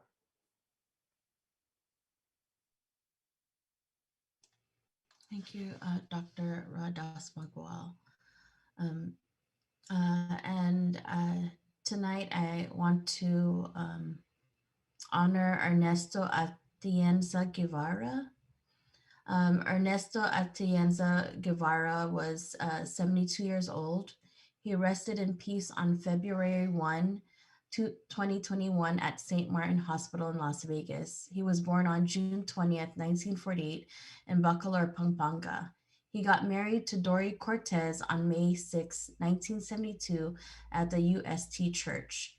He had 3 daughters, Elaine, Maureen, and Michelle. While going to college, he worked at the bank. He took position as a warehouseman and went to Jeddah for 6 years and then went to San Francisco with his family in 1987. He worked as a waiter, fulfilled his dream to buy a house in Daly City in 1990. In 1995, they started a small fast food restaurant named Phil Am Cuisine. His kids helped out to run it. In the year 2000, he bought a house in Las Vegas, and the year after that, they started a restaurant named Fiesta Filipina at the Jones location. At the same time, he opted out into the real estate business in the Philippines. In 2010, they branched out Fiesta 2 in Henderson, Las Vegas, together with their oldest daughter. He traveled to Hong Kong, Singapore, Macau, Melbourne, cruises to Mexico and Alaska. In 2016, they built another branch of Fiesta at Durango branch. He loved sports, especially football. He enjoyed spending time with his wife in the casino for fun and a nightcap. He also, every 6 months, he would travel to the Philippines to meet with his friends. Ernie has 7 grandchildren from his 3 daughters that he's proud of. Ernie lived a fulfilled life, and Ernie was a loving husband, responsible, hardworking, caring father, and generous friend. Also, I'd like to adjourn in memory of Faua Marta Fa'alilo Malaga Head, Rex R. Magua's Head's mother. Let me just get what he had mentioned to read for his mother. One moment.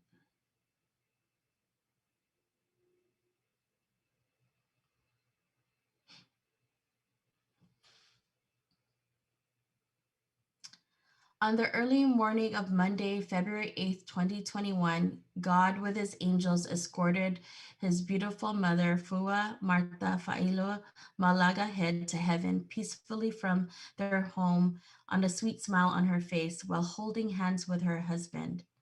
Reverend Elder Taua Head, Tina, which so many have lovingly called her, translates to mother in Samoan, was a vibrant, God-fearing woman who served God and his ministry her whole life. She worked 20 years as the activity director for the convalescent homes in Daly City and Colma. Her service to work with elderly was dear to her heart. She now leaves her loving husband of 45 years, Reverend Elder Tua Head, their 6 children, 7 grandchildren, and a newborn great-grandson. Tina's grandchildren were the light of her world. She always enjoyed singing and dancing with them and simply spending time together. In 2018, Tina was diagnosed with breast cancer. She spent the next 2.5 years undergoing several different surgeries, taking various medications, and successfully completing several rounds of radiation. She was in and out of the hospital in the later part of 2020 due to health complication caused by breast cancer. Although our family is devastated by this tremendous loss, they are comforted knowing that their beautiful Tina is no longer suffering. They are extremely blessed to have been able to be by her side on her last days on earth. They sang, they talked stories, they laughed, and they cried. These times is something they will hold and cherish in their hearts until they meet again in the kingdom of God. And they'd like to thank all the prayer warriors that prayed over Tina and now are praying over them. They can truly feel their prayers through God's love and their comfort upon them during this most difficult time. They lived in Daly City from 1986 to November 2020. Also would like to adjourn in memory of June Garcia.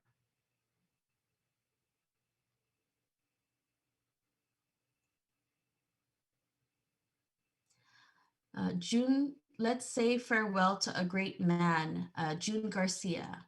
This is Randy Garcia's grandfather. In his words, his grandpa was a great man who influenced many lives, most importantly, leaving behind his wife, 6 children, 18 grandchildren, and 5 great-grandchildren. Without him, the road ahead of their family would be tough for many of them. He was a solid foundation that kept them strong. As his first grandchild, he knew better than anyone how kind, supporting, and loving he was. His grandpa, he knew that it was going to be a tough road without him, but he knows what his grandpa had always taught him: to work hard, family first, and do it my way.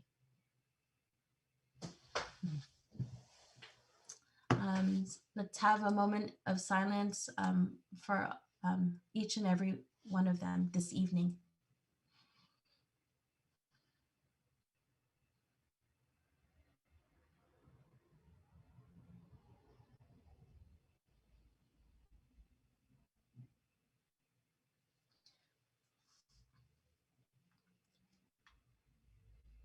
Thank you.